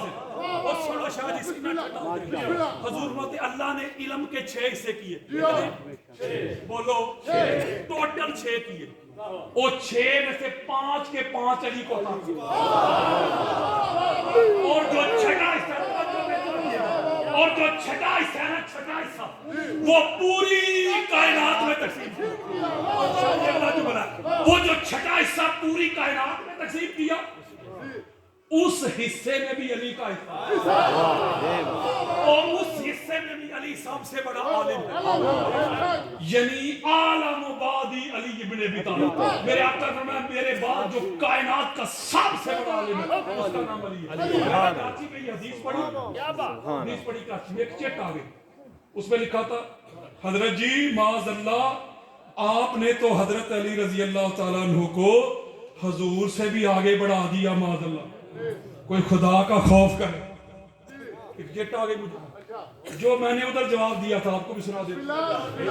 میں نے کہا مجھے نہیں پتا یہ کس نے لکھا ہے، کس کو پرابلم ہوئی ہے، کس سے علی کے فضائل ہضم نہیں ہوئے، برداشت نہیں ہوئے۔ میں نے کہا مجھے نہیں پتا کس زید بکر نے لکھا ہے، لیکن جواب یہ دیتا ہوں ابھی تک میں علم بتا رہا ہوں دروازے کا، اس دوسرے دروازے کا علم برداشت نہیں ہوا مولوی، شہر تو میں نے ابھی کھولا ہی نہیں۔ یعنی مولا علی علیہ السلام کے پاس اتنا علم ہے اللہ کی عزت کے ساتھ پوری کائنات میں، آدم سے لے کے آخری انسان تک علی سے بڑا عالم صرف ایک ہی ہے دنیا میں، اس کا نام محمد مصطفیٰ ہے۔ باقی ساری کائنات علی کی سٹوڈنٹ. دور صدیقی پڑھ کے دیکھ لو. یا میں غلط کہہ رہا ہوں؟ میرا کی زبان پکڑو. دور فاروقی پڑھو, دور عثمانی پڑھو. جب بھی کوئی پھنسا ہے نکلنے کے لیے اسے ایک ہی گھر نظر آیا, اور وہ گھر علی ابن ابی طالب کا گھر. میں یہ نقطہ آپ کو سمجھا رہا ہوں کہ جو اللہ کا علم تھا اس کی وارثہ بڑی پاک سیدہ. اسی پہ میں نے ختم کرنا. امام عبد الرؤف المناوی لے کے اتحاف السائل میں اسی طرح سے ابا بیٹھے ہو. حضور علیہ السلام نے سوال کیا, بتاؤ بھائی عورت کی سب سے اعلیٰ خوبی کیا, عورت کی سب سے بڑی عظمت کیا؟ ہر ایک صحابی نے اپنی علمی سطح کے مطابق جواب دیا. کسی نے کچھ, کسی نے کچھ, کسی نے کچھ. مولا علی علیہ السلام بھی بیٹھے ہوئے. مولا علی علیہ السلام نے بھی جواب دیا, یا رسول اللہ عورت کی سب سے بڑی خوبی یہ ہے کہ وہ غیر محرم کو نہ دیکھے. اب جب یہ جواب دیا مولا علی علیہ السلام نے, توجہ کے ساتھ سنیے, بڑا خاص نقطہ ہے, میں سادات کے قدم چوم کے دے رہا ہوں. تو حضور علیہ السلام نے جواب قبول نہ کیا. حضور فرماتے علی یہ ایک اس کا حصہ ہے, لیکن میں جواب سے مطمئن نہیں. اور مولا علی علیہ السلام سے بڑا دنیا میں کوئی عالم ہی نہیں ہے حضور کے بعد. اتنی بڑی شخصیت جن کے بارے میں حضرت عمر کہا کرتے تھے علی اگر آپ نہ ہوتے تو عمر ہلاک ہو جاتا. لولا علی لہلک عمر. اتنی بڑی علمی شخصیت, میں نے اس کے اوپر بھی ایک کتاب لکھی ہے. مولا علی علیہ السلام کے فیصلے جو تینوں خلفاء کے دوار میں جو آپ نے درست کیے وہ سارے میں نے ایک کتاب میں جمع کیے, تقریر کے ساتھ, حوالہ جات کے ساتھ. مولا علی علیہ السلام پریشانی کے عالم میں گھر آ گئے. جب گھر آ گئے تو پاک سیدہ نے جب مولا علی علیہ السلام کا مکھڑا دیکھا تو آپ فرماتی ہیں علی آپ پریشان لگتے. تو مولا علی علیہ السلام پاک سیدہ کو کہتے کہ فاطمہ پریشان اس لیے ہوں کہ آج ایک کویسچن کیا تھا مسجد نبوی کے صحن میں حضور نے, تو میں نے جواب دیا, حضور نے جواب قبول نہیں کیا. پاک سیدہ فرماتی علی سوال کیا تھا؟ تو حضرت علی علیہ السلام کہتے ہیں کہ حضور نے پوچھا تھا عورت کی سب سے اعلیٰ خوبی کیا ہے, عورت کی سب سے بڑی عظمت اور خسرت کیا ہے؟ تو آپ نے کیا کہا؟ میں نے کہا تھا یا رسول اللہ عورت کی سب سے بڑی خوبی یہ ہے کہ وہ غیر محرم کو نہ دیکھے. تو پاک سیدہ بدعت الرسول مسکرا کے فرماتی ہیں علی عورت کی سب سے بڑی خوبی یہ ہے کہ وہ خود کو ایسا رکھے کہ اسے غیر محرم نہ دیکھے. اب اگلی نماز کا وقت آ گیا, توجہ ذرا بیٹی رکھیے.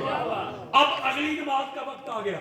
مولا علی علیہ السلام نے نماز ادا کی حضور علیہ السلام کی امامت میں. تو جب نماز ادا کی تو کہا یا رسول اللہ آپ نے سوال پوچھا تھا, اس کا جواب دینا چاہتا ہوں. ہاں علی دو.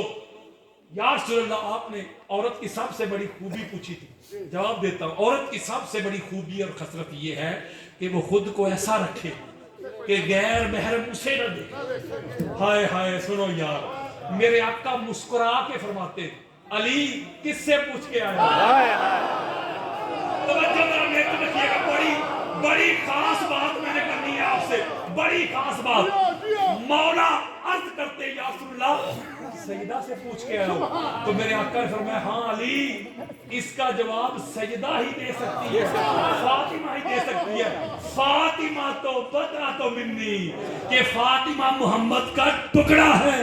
حضرت جی, علامہ جی, قاری جی, حافظ جی, مفتی جی, جو سجدہ مولا علی کی استاد بن جائے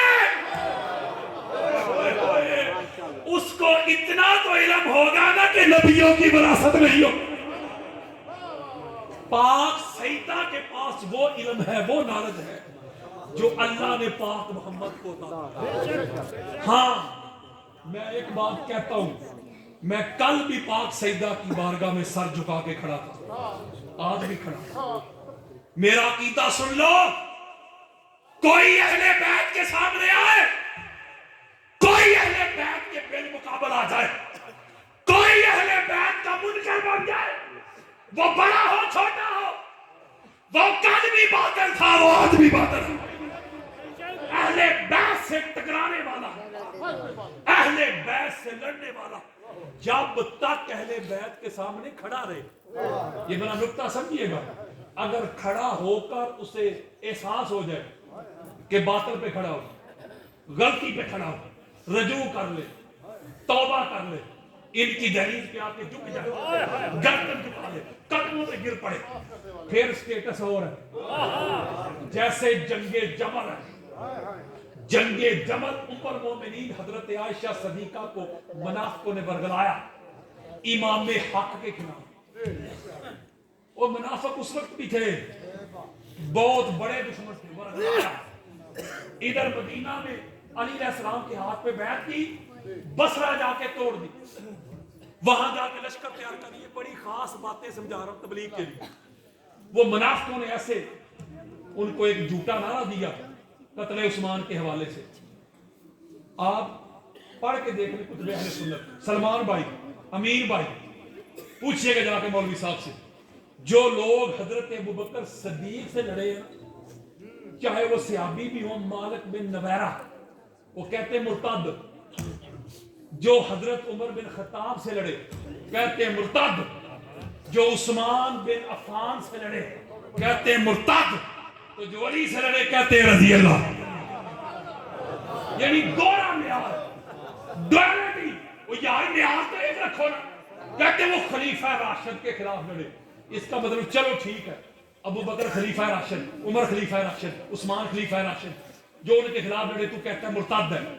تو علی علیہ السلام کے بارے میں کیا خیال ہے؟ وہ خلیفہ راشد نہیں تھے؟ اگر وہ خلیفہ راشد تھے تو پھر ماننا خلیفہ راشد کا منکر باطل ہوتا ہے۔ میں بڑی خاص بات سمجھانے لگا ہوں۔ جنگ جمل میں جب یہ لشکر سامنے آیا، کسی ایک امام اہل سنت کو پڑھ لو، یہ سینہ چوڑا کر رہا ہوں، کسی ایک امام اہل سنت نے علی سے لڑنے والوں کو حق پہ نہیں کہا۔ ہر ایک نے کہا کہ باطل، جنگ جمل بھی کیوں نہ ہو، لیکن جنگ جمل میں یہ فرق ہے اور جنگ صفین میں کہ جمل والوں کو احساس ہو گیا، اما عائشہ صدیقہ نے رجوع کیا، جب تک وہ حیات رہی توبہ کرتی رہی۔ اور علی علیہ السلام کو شیعہ سنی دونوں گروہ کی کتابوں میں روایت موجود ہے، علی علیہ السلام کو کہا کہ علی مجھ سے غلطی ہو گئی، کاش میں یہ دن دیکھنے سے پہلے مر گئی ہو۔ مولا علی علیہ السلام نے ان کو پروٹوکول کے ساتھ، ادب کے ساتھ مدینہ بھیجا ہے، کیونکہ نبی کا ناموس ہے۔ رجوع ہو گیا نا، توبہ ہو گئی یار، استغفار، یعنی امام کے سامنے جو انہوں نے خروج کیا اس سے توبہ کر لی تو سٹیٹس بدل گیا۔ جنگ صفین میں مرتے دم تک رجوع نہیں۔ عمار ابن یاسر کے بارے میں حضور نے فرمایا تھا، بخاری میں روایت موجود ہے، اے عمار تو میری امت کے باغی گروہ کے ہاتھوں شہید ہوگا، فیعۃ الباغیہ، تقتلہ فیعۃ الباغیہ، تو انہیں جنت کی دعوت دے رہا ہوگا، وہ تمہیں جہنم کی طرف کھینچ رہے ہوں گے۔ پتہ چلا صفین میں دو گروہ تھے، جنت والا، علی والا۔ اوے ویسے کرنی کی کرامات سنانے والوں، ذرا لوگوں کو یہ بھی بتاؤ کہ ویسے کرنی شہید کہاں ہوئے؟ عمار ابن یاسر کہاں شہید ہوئے؟ صفین والے جب تک زندہ تھے باطل تھے، باطل ہی دنیا سے چلے گئے۔ جو وقت کے امام کے خلاف خروج کرے، اسی لیے حضرت ام المومنین ام سلمہ کا یہ فرمان ہے، جب آپ جمل کے لیے جانے لگے تو بی بی کے پاس آئے تو آپ نے کہا کہ اے علی، اگر قرآن میں اللہ کا یہ فرمان نہ مجھے روکتا کہ اے نبی کی بیویوں گھروں میں بیٹھی رہو،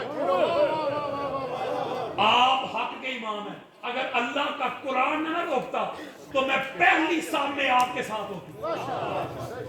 میں نقطہ آپ کو یہ سمجھا رہا ہوں میرے دوستوں، میرے بزرگوں، کہ یہ جو نفوس قدسیہ ہے، یہ جو کہتے ہیں نا، یہ نہیں کہہ رہے، محمد کہہ رہے، اور جو محمد کہہ دے وہ اللہ کہہ رہے۔ اور حضور کو اللہ نے وہ اختیار دیے ہیں کہ 5 نمازیں فرض ہیں نا، حضور کو یہ اختیار ہے کسی کے لیے 2 کر دے، کسی کے لیے 4 کر دے، کسی پہ جہاد معاف کر دے، کسی کو روزے معاف کر دے، کسی کا کفارہ معاف کر دے، یعنی جو کر دے۔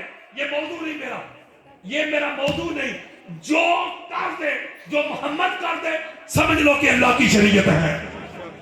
اس لیے ہم کہتے ہیں کہ یہ سارے کے سارے جو ہیں حضور علیہ الصلوۃ والسلام کی جو اہل بیت اطہار ہے۔ ہاں میں بات بتا رہا تھا کہ اپنی عقیدہ کی، یہ ریکارڈ ہو رہا ہے، یہ ریکارڈ اور میں اپنا عقیدہ بتا رہا ہوں کہ میں اہل بیت کے سامنے کسی کو نہیں مانتا. جو اہل بیت کا منکر بن کے ہے میں نہیں مانتا. جو اہل بیت کا دشمن بن کے ہے میں نہیں مانتا. ہاں یہ میں ضرور کہتا ہوں کہ جس نے جو کیا ہے، جس نے جو کیا ہے وہ بھگتے گا. یہ جو غالب گلوچ ہے نا، یہ بنو امیہ کی سنت. ہم تبرہ کرنے والے ہیں. بعض لوگوں کو پتہ ہے شاید تبرہ غالب گلوچ کو کہتے ہیں. اور تبرہ کا معنی ہوتا ہے بیزار ہو جانا.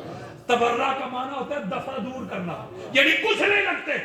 جو اہل بیت کا ہو جائے وہ ہمارا، جو اہل بیت کا نہیں وہ ہمارا. میرے دوستوں، میرے بزرگوں، آخری لائنیں دے رہا ہوں. میری ماں بہنوں، بیٹیوں، بچیوں، اللہ کی عزت کی قسم کھا کہتا ہوں میرے اہل سنت بھائیوں، زندگی کا بھروسہ نہیں. کب سانسوں کی ڈوری ٹوٹ جائے، قبر کی پہلی شام پتہ چل جائے گا اہل بیت کون تھے. میرے دوستوں، میرے بزرگوں، پیغام آپ تک پہنچ گیا. میں نگر نگر، ملک ملک، کریا کریا، بستی بستی، گاؤں گاؤں یہی صدا دیتا ہوں، یہی پکار دیتا ہوں، یہی آواز دیتا ہوں. آج وقت ہے، اس کو غنیمت جان لو. آج در اہل بیت کے منگتے بنو. آج اہل بیت کی غلامی کا پٹا گلے میں ڈال لو. آج اس در کے نوکر بنو، بیکاری بنو. اپنا اوڑھنا، پچھونا، جینا، مرنا، اٹھنا، بیٹھنا، اس گھر کی گدائی کر لو، اس گھر کی نوکری کر لو، اس گھر کی چاکری کر لو. اور آج لے ان کی پناہ، آج مدد مانگ ان سے. کل نہ مانیں گے، قیامت کو گھر مان گیا. کل کیا ماننا ہے آپ نے؟ کل تو آپ ماننے پہ مجبور ہو جائیں گے جب قیامت کے روز پیاس کی شدت سے دوڑے دوڑے حوض کوثر پہ جاؤ گے. جب ساقیان کوثر حضور کی اہل بیت دیکھو گے پھر تو بڑے بڑے مان جائیں گے. جب قیامت کے روز لیوائے حمد، وہ علم، وہ پرچم، وہ فلیگ، وہ جھنڈا مولا علی کے ہاتھوں میں دیکھو گے، سارے نبی بھی اس علم کے نیچے دیکھو گے، پھر تو بڑے بڑے مان جائیں گے. جب پاک سجدہ کی آمد پہ نبیوں کی گردنیں جھکی دیکھو گے پھر تو بڑے بڑے مان جائیں گے. جب جنت کی کنڈی کھٹکھٹائی جائے گی، اندر سے علی علی علی کی صدائیں آئیں گی، پھر تو بڑے بڑے مان جائیں گے. جب جنت کے مرکزی دروازے پہ لا الہ الا اللہ محمد رسول اللہ علی ولی اللہ الحسن والحسین صفوت اللہ فاطمہ امۃ اللہ، جب پینتر پاک کے نام کی یہ تختی دیکھو گے پھر تو بڑے بڑے مان جائیں گے. جب جنت کے پتے پتے 14 نفوس قدسیہ کے اسماء دیکھو گے، نام دیکھو گے، پھر تو بڑے بڑے مان جائیں گے. جب اللہ کے عرش پہ لا الہ الا اللہ محمد رسول اللہ آیاتہ بعلی و نصاتہ بعلی یہ کلمہ لکھا دیکھو گے پھر تو بڑے بڑے مان جائیں گے. جب قیامت کے روز میرے مولا کو صدیق اکبر کہہ کے بلایا جائے گا، فاروق اعظم کہہ کے آواز دی جائے گی، وصی رسول کہہ کے بلایا جائے گا، خلیفہ رسول کہہ کے بلایا جائے گا. شافعیان معاشر جب مصطفیٰ کی اہل بیت دیکھو گے پھر تو بڑے بڑے مان جائیں گے. جب اللہ کے عرش پہ ان کا اختیار چلتا دیکھو گے، جب اللہ کے عرش سے یہ صدائیں آئے گی واقفوہم انہم مسئولون، پھر تو بڑے بڑے مان جائیں گے.